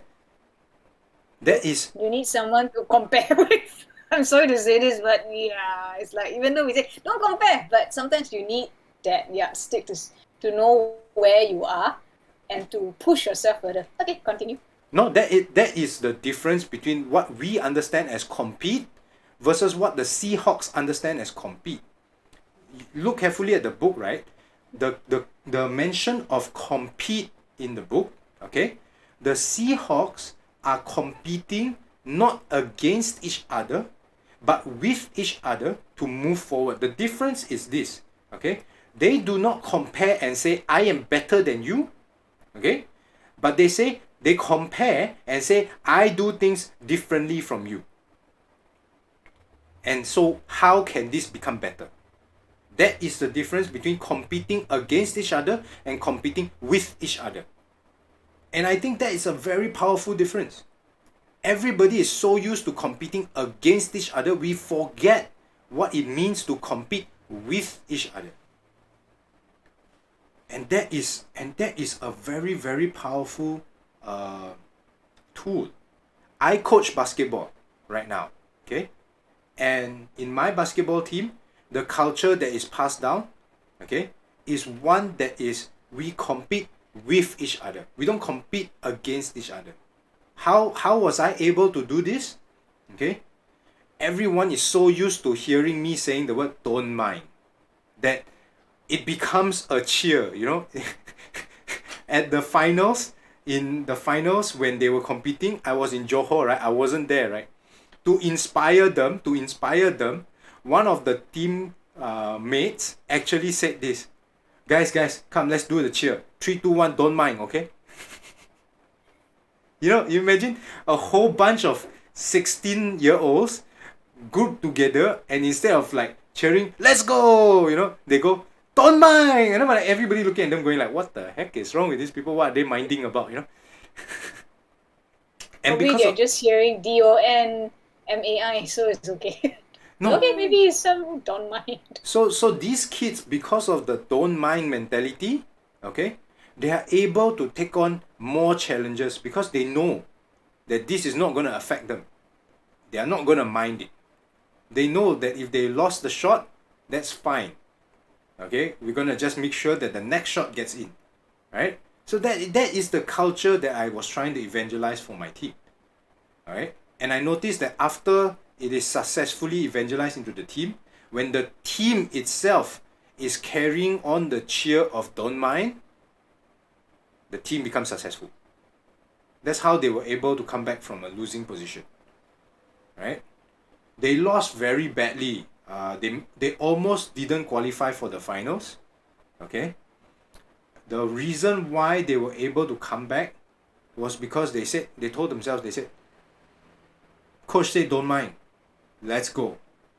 So they went and they won, and that's how they got their third place. The only reason why they lost, they got third place instead of first or second place was because of the number of shots that they scored was not enough. So that was the only difference. If they scored like 5 more shots, they would have been first place.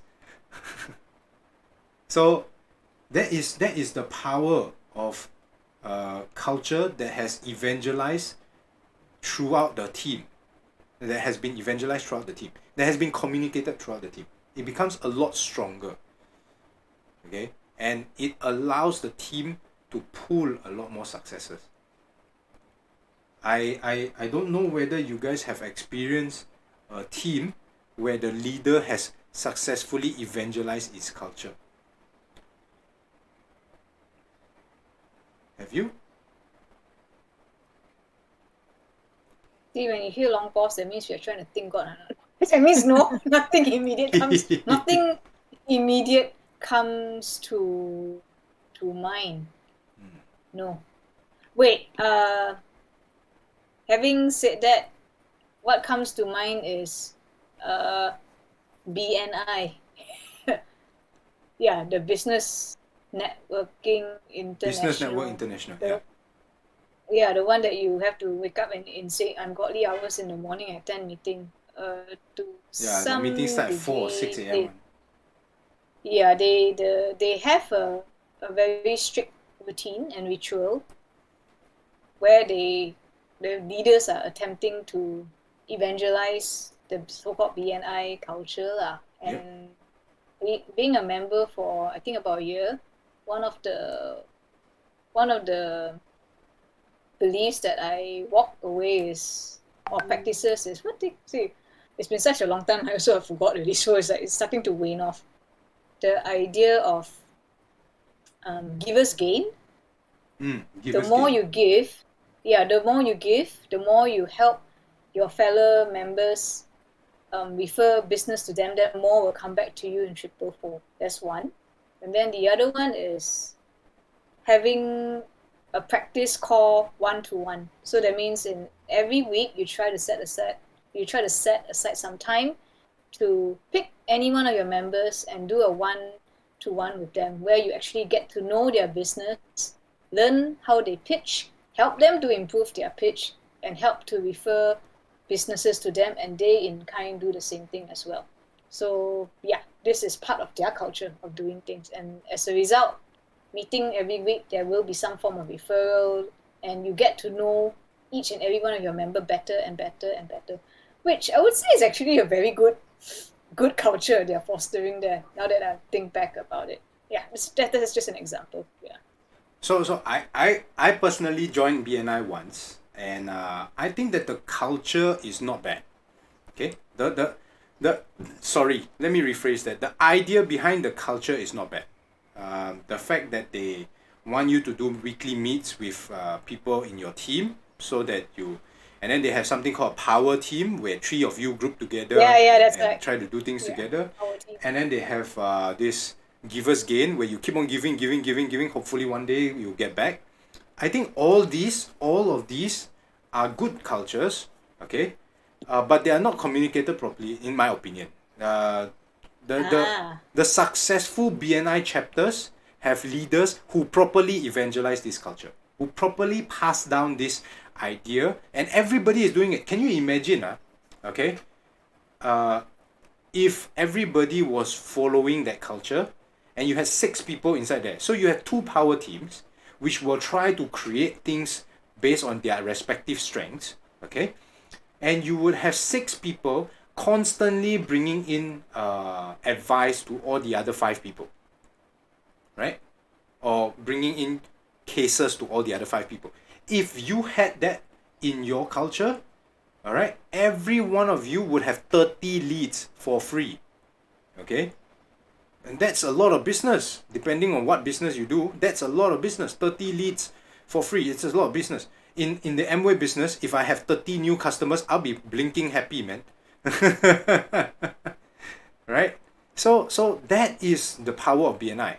The power of the culture, the intention. Is that intention passed down properly? Is that culture communicated properly to the rest of the team? Now that is the reason why leaders need to evangelize that culture properly. Right? For example, an example of a culture that's evangelized properly, right? Would be, okay, the culture of, let's say, for example, I don't know, I can name quite a few, which is the reason why I'm stuck. Okay, one example of the culture being evangelized properly, right, is in the what's this thing called? In the Nobel Peace Prize, the Nobel Prizes, right? The culture of the Nobel Prize was to be able to give somebody a prize to recognize their efforts that break through or achieve something that is beyond what normal people would achieve, right? So now, after Alfred Nobel has died for don't know how many years, the Nobel Peace Prize, the Nobel Science Prize are still going strong and are still widely respected. Why? Because the leader was able to evangelize the culture properly to the people who are handling the Nobel Prizes now. That is an example of a strong culture that was evangelized properly. Right? Another possibly strong culture that I think is evangelized very, very well, okay, is the nationalism of Singaporeans. No offense to anybody who's from Singapore, okay? No offense. Alright? But when they talk about Singapore, wow, you can hear their love of Singapore from dripping from the words they use and from the sentences they form and from the descriptions they have of their own country. Right? And it happens even to people who are new citizens, people who go in as a PR and then gain citizenship after a while. They also have this love for their country. This is a very powerful culture, right? That has been evangelized properly. That's why they are able to carry it. Look at churches. Look at all the evangelist churches. They go around evangelizing people. Very successful culture that was communicated to them by their leaders, right?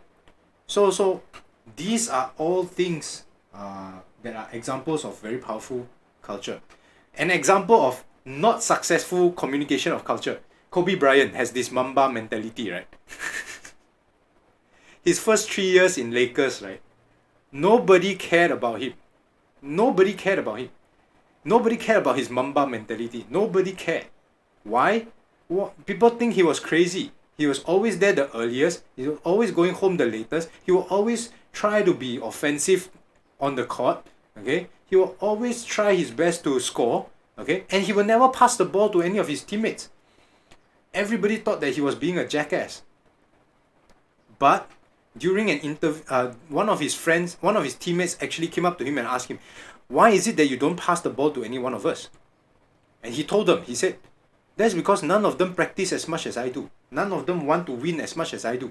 None of them are willing to put in the time and the effort to show me that they are capable of doing what I do. So why should I trust them if they don't trust my methods?" And after that question was asked, everyone in the team respected Kobe Bryant differently. Everyone in the team started showing up for training sessions. Everyone in the team started showing up earlier for games.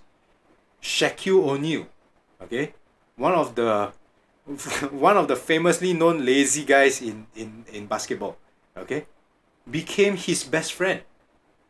Why? Because he was able to receive the communication that the culture Kobe Bryant wanted his team to have. And that was all. And now Kobe Bryant and Shaquille O'Neal are the most successful duo right after Michael Jordan in basketball. Because at first the culture was not communicated properly. A lot of people didn't work together with Kobe Bryant. But later, once the communication channels were open, everybody understood why he was like that. And that allowed Kobe Bryant to lead the Lakers to all their victories. Right? I think the only person who has scored more MVPs is Michael Jordan. And that was it. Even LeBron James right now is trying his best, but he's nowhere near. So, in other words, Kobe Bryant was able to evangelize his culture because he communicated Yes, to his members on why he does what he does. yes. Because So someone for asked and then he communicated. so someone basically has to have to take the initiative to ask us Yeah, why you do what you do. Yeah. He is an example of a leader that was very bad. That needed support from other people to communicate his culture. Which is not a bad thing, you know. Ultimately, as long as the culture is communicated, It's not a bad thing. yeah, it works. Right? Okay. Cause Yeah. I- Go on. yeah, cause that gives me like while I was while listening to the story of Kobe Bryant and of course about leaders needing to evangelize their culture, in many ways we do play a role of leaders in different situations. Like in Kenji's case, of course you're a leader of the book club here, and of your basketball team because you're the coach. Yeah. So even for in my experience, a small group like in this case the dance program, in this case the instructor is the leader. So how does the instructor in this case form a culture and evangelize the students to take on a mindset that will eventually lead to our success or build more grit in the area of dance. It actually comes down to how that culture is communicated. And my other takeaway is if there is a group that we would like to initiate, I don't know, maybe Atika might form her own runners club, right? Or fitness challenge or fitness enthusiast or something, runners enthusiast. So as the leader, it's good to have this in mind, to think about the kind of culture, set of values and principles that we would like to pass down to the members that join, to so not just to sustain the club or to sustain the group, but also to spread the not just say spread the message, or as you say, to create a culture that would benefit all that join the same group. Does it make sense? Yeah. The reason why that came to mind is because at the back of my head, I'm going to get involved in another group. There is a leader, of course, who's spearheading the project, but the culture is not there yet. It's not set as of yet. So if we want to take it to the next level, perhaps this is one area that we would have to think about, and something that I would like to bring up to the current leader to ensure that the program or the project can sustain itself and everyone who joins it will benefit. So yeah, that's just my takeaway from this particular segment. Wow. That is Got me thinking lah. No, that is a very powerful takeaway. That is I think that if in 3 weeks that is your takeaway, you are doing great. Because it took me 8 years to recognize this, and I'm finally gonna do it like at the end of this month, right? So I think you did great. If you are already do share with us.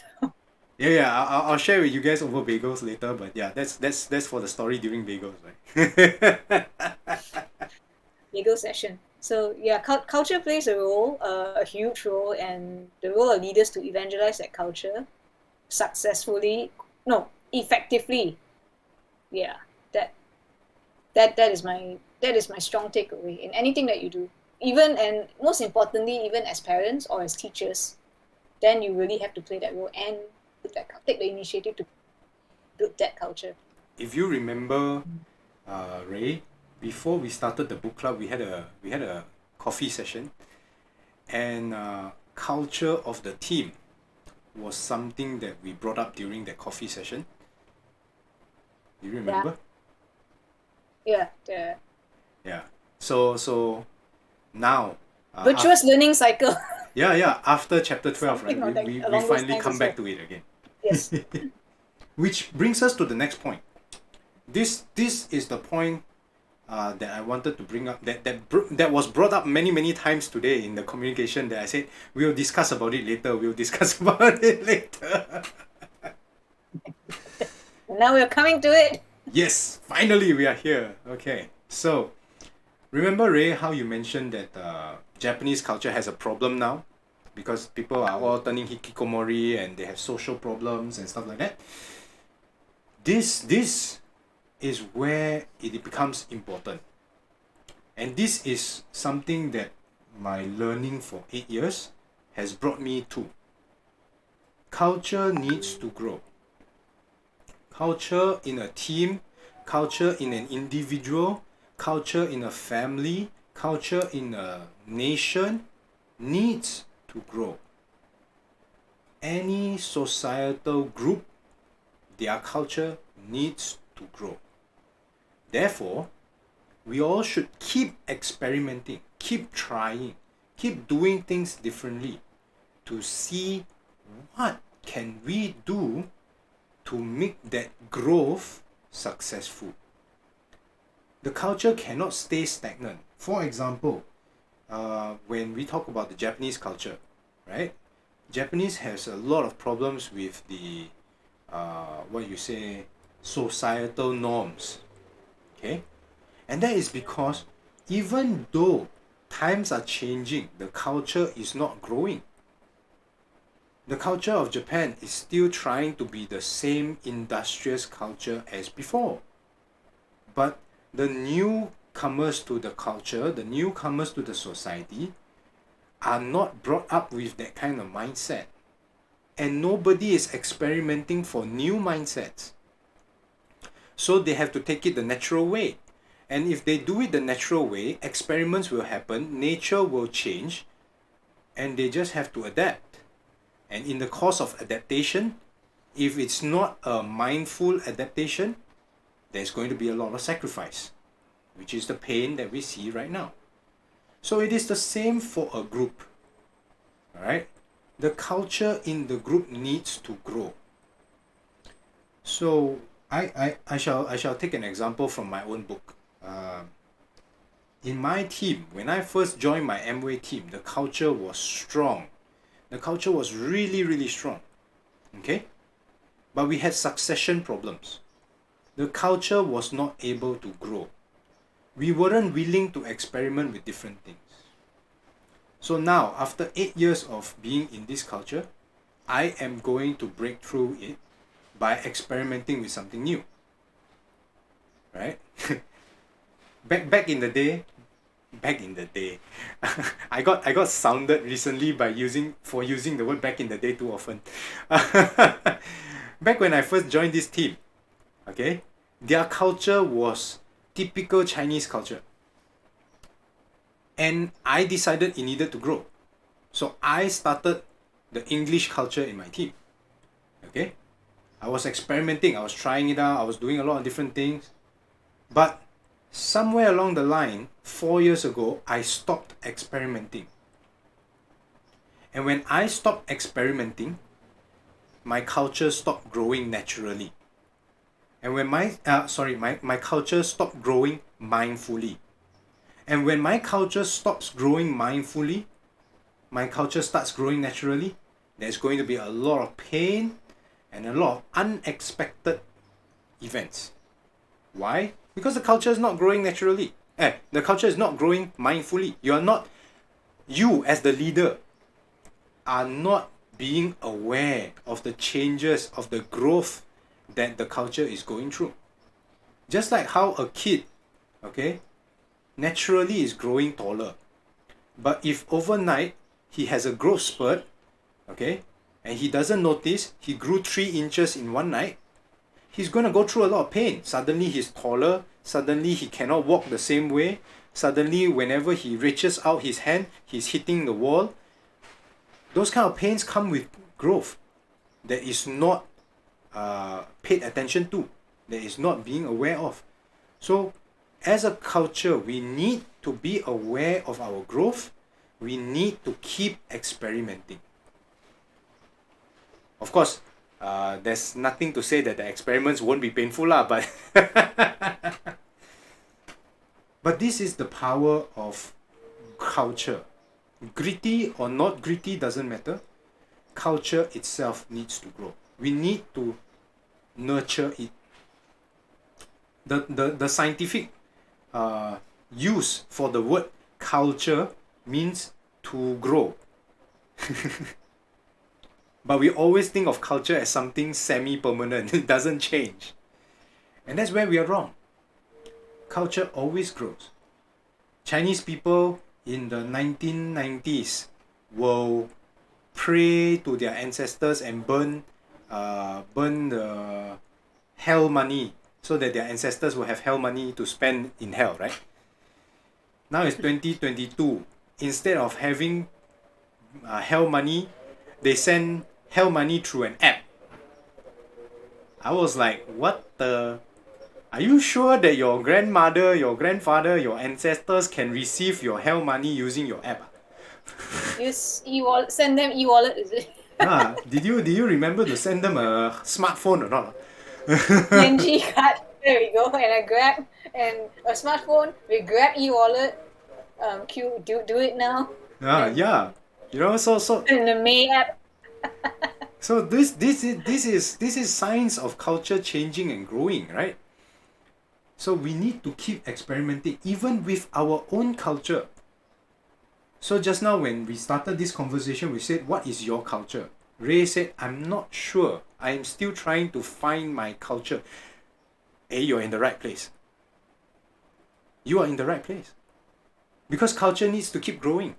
If your culture is fixed, you stop growing. That's why some old people, right, we see them and then we go like, oh, this fellow very stubborn. It's actually not because he's stubborn, it's just that he stopped growing his culture. He stopped culturing. He stopped cultivating the culture. And that's why he stopped growing. So as a team, we need to keep the culture growing. Right? So our book club culture needs to continue growing. We need to find the next book soon. Come, we can talk over baby. Hidayah looks so stressed. Atika looks so stressed. Well, like, I think it's the deep in thought, because the part of book club is to be deep in thought, to trigger thoughts that we have never think before. Yep. And that's the beauty. And that's the beauty of it. You see, that's how we grow, grow our nuance. Never thought of that. How can I apply this in life? And other questions, like when you say culture needs to grow, is it that are we also suggesting that it needs to adapt with the times? Like compared to 20, 30 years ago, there's no social media. How people communicate, how people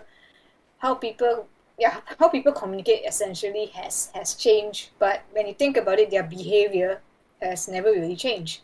Like a good example is social media has given us a bigger platform and more access to showing off, to put it very bluntly. And this behavior of showing off has never changed since 500 to 1,000 years ago. Yep. Because it's like a human thing to want to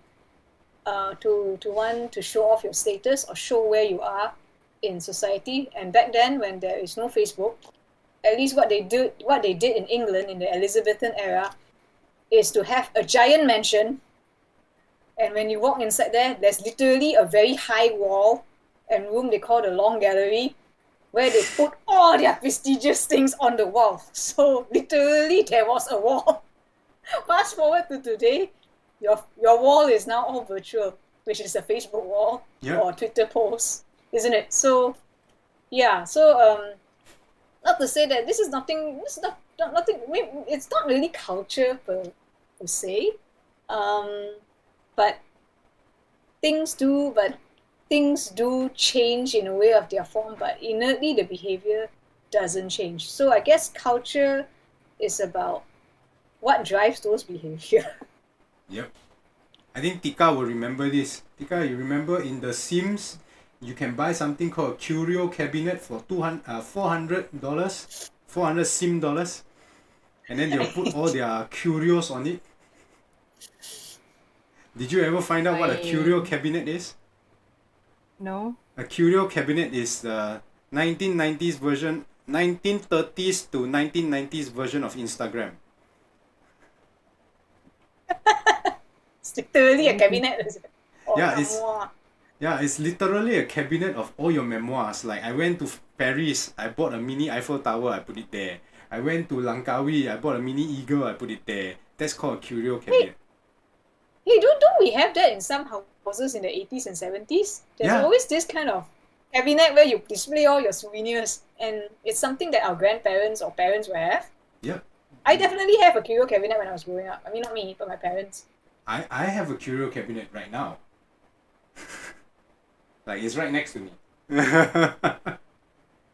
Curio cabinet. Okay, so that's the word for it. I mean, Anywho. a lot of people converted their curio cabinets to the fridge, you know. What? Yeah, all the fridge magnets. Oh. Right? It's literally the 1990s version of Instagram, you know. Your fridge will have all the magnets of all the places that you've been to, and then after that, you know, you take a Instax photo, you know, those instant printed out photos, and then you put it there. And then after that, you know, if your mom wants you to do something, hey, your dinner's in the fridge, you know. It's quite literally Instagram, 1990s version. Right? Okay. Have we come to the end of the chapter? Almost. We've got one more slide. So that's the power of culture growing. And the last slide that I have, this is the last slide of notes that I have, which is leading from the front. In every culture, the most important thing about culture is not what is being said. Alright? It is to make sure that whatever is being said is coherent with whatever is being done. A culture of grit can only be a culture of grit if the people talking about grit are actually gritty. You cannot have a culture of grit if the people who are talking about the grit give up every 5 minutes. Burning a box of raisins. No, I think this is very powerful. If we look at it, right, the industriousness of Japanese people, okay, is because of their predecessors leading from the front. Why people want to work until late at night? It's not because they want to work until they're late at night, but it's because their bosses are working until late at night. Right? So they're putting that culture into action, and that is what makes the culture so strong. Right? If not because of that, the culture won't be strong. If you look at Australia, why is the Australian work culture so strong that the unions can have, oh, okay, today is Friday, means work ends at 4 o'clock, for example. Why can they do that? That's because the leaders of that culture are walking the talk. By 3:30, you see the leaders in the bar already drinking already. That's kind of early. That's Yeah. very early. Yeah, so that's why because they put their culture to action, they are leading from the front. And because they are leading from the front, okay, the culture becomes stronger. Like Jamie Dimon. If Jamie Dimon says that, oh, our employees and our customers are very important, but he doesn't treat the customer as important, then nobody's going to follow him. But because he really treats his customer as important, that's why, of course, he doesn't treat all his customers as important. He treats his own customers as important, right? So, because he cannot handle all the millions of customers that go to JP Morgan Chase, right? So, the ones that he handles are important to him. That's why every time JP Morgan Chase makes sure that their customer make money. That is called leading from the front. Alfred Nobel of the Nobel Prize, okay, was the one who acknowledged people who did achievements in their life. And he was the one who was the first person to donate that $6,000, 6,000 pounds, I think, or dollars, I cannot remember, but 6,000 bucks Okay, to all the 6 prizes, 1,000 for each one of them for winning. So because of that, that's why these cultures become stronger, lah. Right? So yeah, Hidayah says almost finished already. Finish what? Okay. Anybody want to add anything about leading from the front?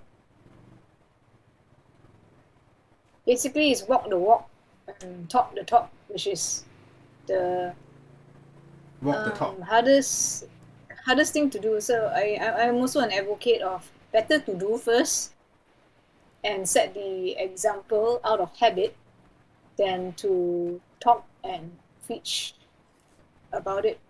Yeah. However, having said that, you do, and you don't communicate it out to your members, also, then they won't get what the culture is all about. So I think they both go hand in hand, although the doing has to come first before the talking. So in the case of Lakers, right, where Kobe Bryant do and then never say anything, right, for 3 years everybody was like, what the fuck is wrong with this guy? Oops, sorry. Exactly. So there has to be some communication going on as well. In the case of my parents, they are very gritty people, but they don't necessarily they don't communicate. They just do lah. Yep. I personally believe that if, let's say, in my case, how would I set my country? Just a thought. Whether I do it or not, I don't know. If I were to do something and practice something, then perhaps, Kenji, you said, I'm always ready to help. So you keep on communicating that I'm always ready to help. I'm always ready to help. This is what I tend to do. So I'm ready to help. But the people around you, they will get the message. And slowly, they will also start emulating your actions. And the slogan, ready to help. So having a slogan or a creed or principle helps. That's why the Seahawks, the West DuPont, all these people are noble, but I don't know, have their creeds in place. It's to shortcut the thinking process that is born out of culture. Yep. Yeah, it all makes sense now. Everything's falling in place. It's like trying to link all the chapters together. Everything's kind of falling in place now. Yeah. I think so far it's been a wonderful journey with you guys. I really enjoyed this trip through this book. Ray has summarized it very nicely. The Seahawks did it very well. They really embody grit. It may in fact I think the grittiest and the most cultured of societies has to be the Italian mafia. Or the Yakuza. Or the Yakuza. I mean, can you imagine being can you imagine being in a society where you cannot tell anybody about what's happening and people are dying left, right and center and you're still trying to hold on to your belief and faith? Like, wow, you know. The whole omerta was so strong. Okay, anybody want to share their concluding thoughts?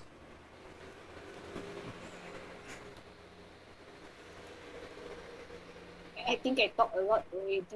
We shared a lot already. Yeah, like we didn't hear much from Tika. Tika? I'm sorry, but I cannot talk right now. Too much to accept. Okay. I prepared one last slide for my conclusion on grit. Okay. I like that. Talent is I quoted this. That's what I need. That's what I need to go through my dance program. The talent is meh.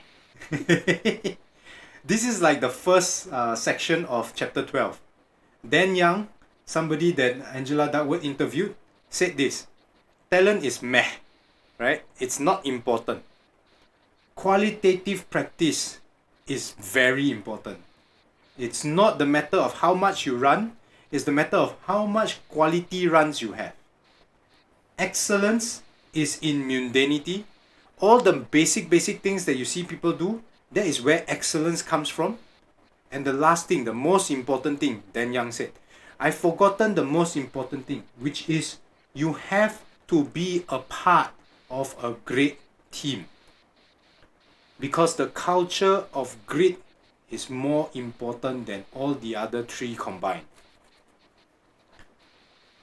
So I would like to congratulate you guys because you guys are one of the grittiest teams that I've seen. You know, it's 12 chapters in, 13 episodes, 3 months of reading the same book.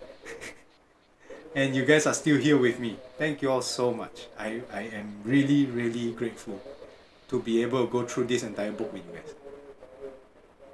Thank you for facilitating it. Although there were some moments of absentees, I think that was the setbacks, but still had to come, but still come back. That's the idea.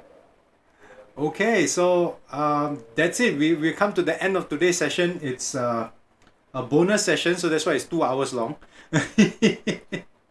Yes. We are trying to make up for lost time because we want Ray here. No. So yeah, it was great having this talk with you guys. Hope you guys had fun.